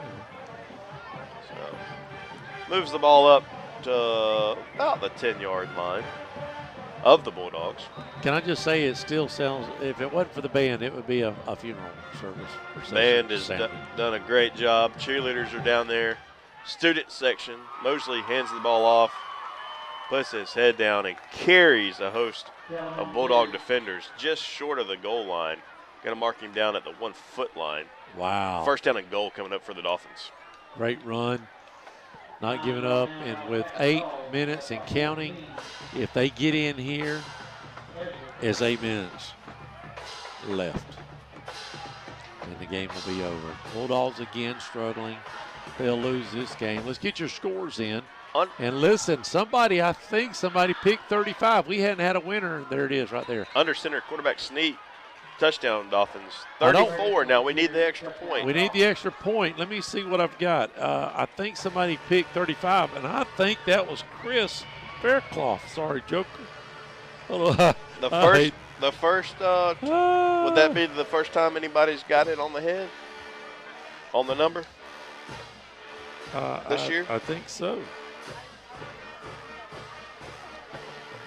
Well, here you go, Mr. Faircloth, of all important extra point to make this a 35-0 game. No, he snap, picked, hold, and the kick is good. No, he had 28. Hold on, somebody had 35. 35-0, 7:39 and counting. Running clock here in the fourth quarter. Okay, here he is right here. I got to scroll back. I don't have his name saved. Hold on, I'll find it. Let's see. I'm looking. I've got it. He's going to have to send me. I don't think he's never sent me his. He says in a lot. Who is this? I've got a new phone. I'm going to text you, man. Who's this? Because I do have somebody that picked Mosley 35. Who this? Who did? Who this? Who dat? We'll see. Well, here we go. 6:55 now, counting. Is it going to? I was going to say it's not going to stop no more, right? Not unless somebody calls a timeout. Or somebody gets hurt, right? Correct. The Dolphins. Donald Shaw will kick this ball off. Donald Shaw had him 35. 6 minutes away now. I'm just telling you. Well, that's right. Faircloth, don't touch the dial. You're still in it. Little pooch kick situation. Oh, my goodness. And we picked the ball up, and we're going to get tackled around the 20. Almost had a little. There's a flag. They're going to give us 15 They love throwing yards. those 15-yarders, don't they, Tim? That's not going to stop the clock, though, so we're okay. Can I say back when your daddy was playing, that was not a penalty, by the way. That ain't a penalty. It is. The flag's on the ground. There it is right there. Boom. Told you. They may called it a penalty, but it ain't a penalty. I mean, but they just called it. He just tackled the guy.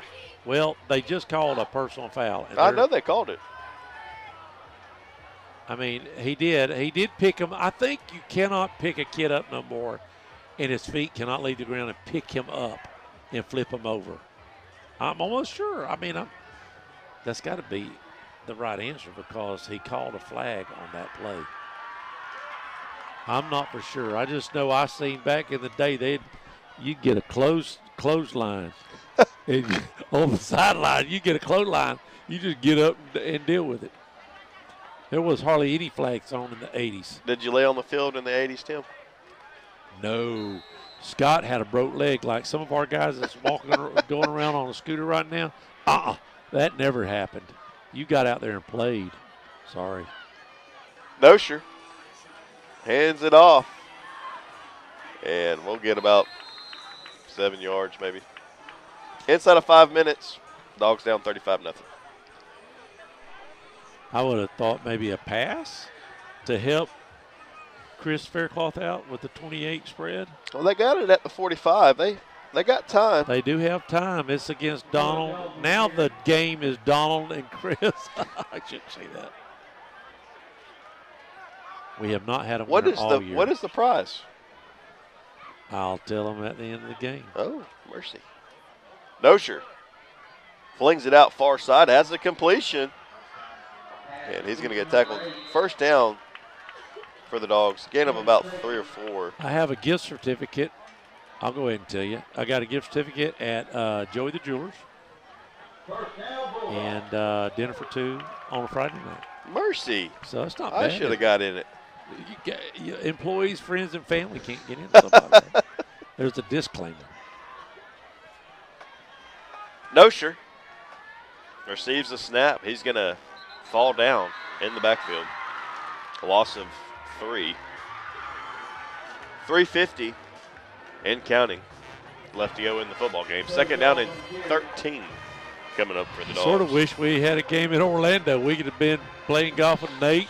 Man, what was that course we played down there? I don't remember. What was that course, Nate, that we played? It says, what was it, $30 or something? It was not awesome. a bad course either. Awesome course.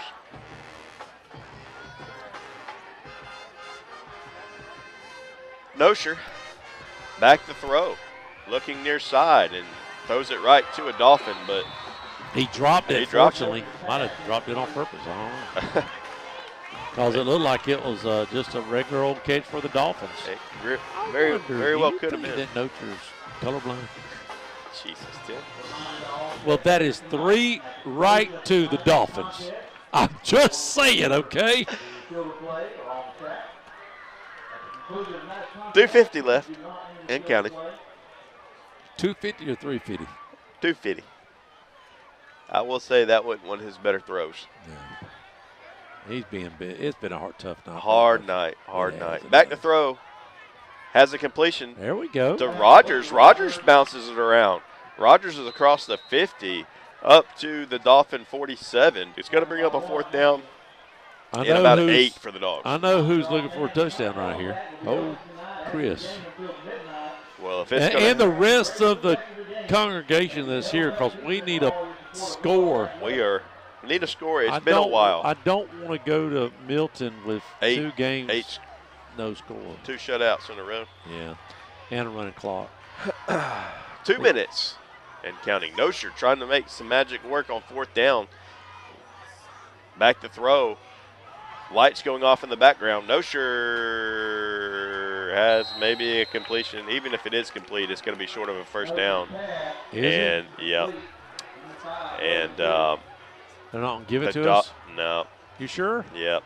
Maybe? I'm just looking at it right here. I'm thinking they're going to give it to us just to give it to us. Uh-uh. No, they're not. I was hoping that was the home field advantage little thing, you know, that I've always wanted my whole life since I've been calling since '99. No, the home field advantage disappeared in the Brunson era. Just saying. He burned a lot of bridges. He did. I hope he's not burning a bridge up and off. Well, that's going to be your score, 35-0, and Donald Shaw will win. I'll send you all of the information, Donald. I'll text you all your goodie bags and everything. I'll let Joey know who the winner is, and we'll get you something sent to you digitally, and then you a couple dinners down at the restaurant. And Miami, that might as well be Miami. 35-0, the Dolphins are in the pass. If they pass the ball, they can. I'm gonna tell you, I'll be very play action. There we go. There we go. They nailed it. They nailed it. They had a spread offense out there. I'm like, they better do something besides pass the ball, and they're going to kneel on it. Yeah, that'll be the ball game. Your final score here, 35-0. Let me just run through the scores again that are out there. I've had a lot of people text me tonight. And Donald Shaw wins the spread the first time this year on the money, 35. Going with the away team. Walton. Thank you, Dusty, for covering that game for us. He made more money than Scott covering the game for us. Walton, 23. Pensacola Catholic, 14. Chipley looks like they're going to beat Destin. Destin's going to pick up their second loss, 32-13. Navarre's going to beat Milton. They were last we heard they were up 31-7. Fort Walton Beach is walking away with it. 44. They have scored 44 points on Booker T. Booker T is an athletic team.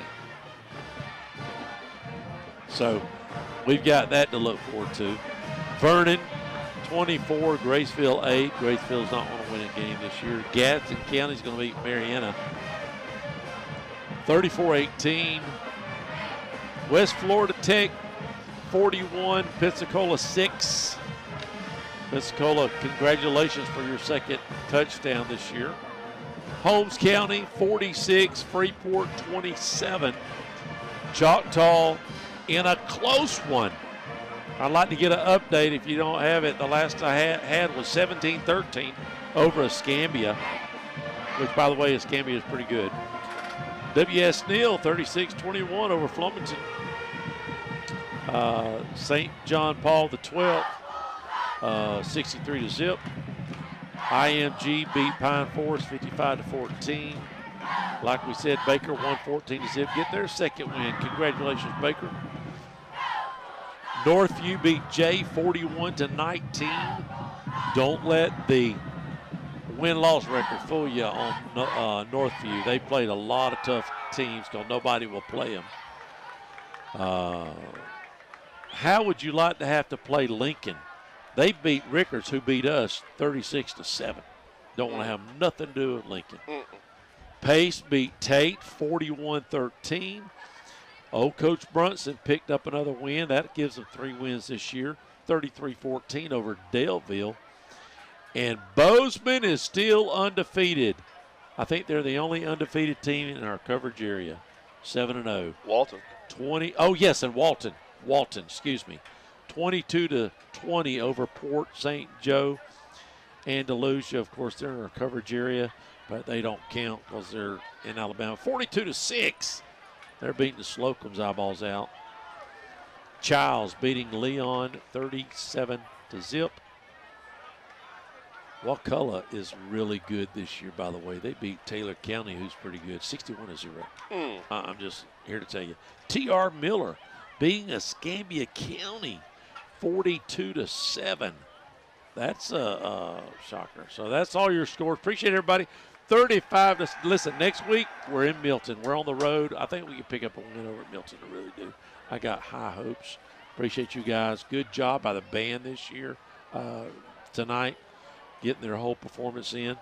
Appreciate our whole team tonight. What a great job by the whole team. Absolutely. Sideline crew did great. Camera Awesome guy job. did great. Just an awesome job. Yep. Hey, you guys have a great weekend. Bundle up if it gets cold. Have a good night.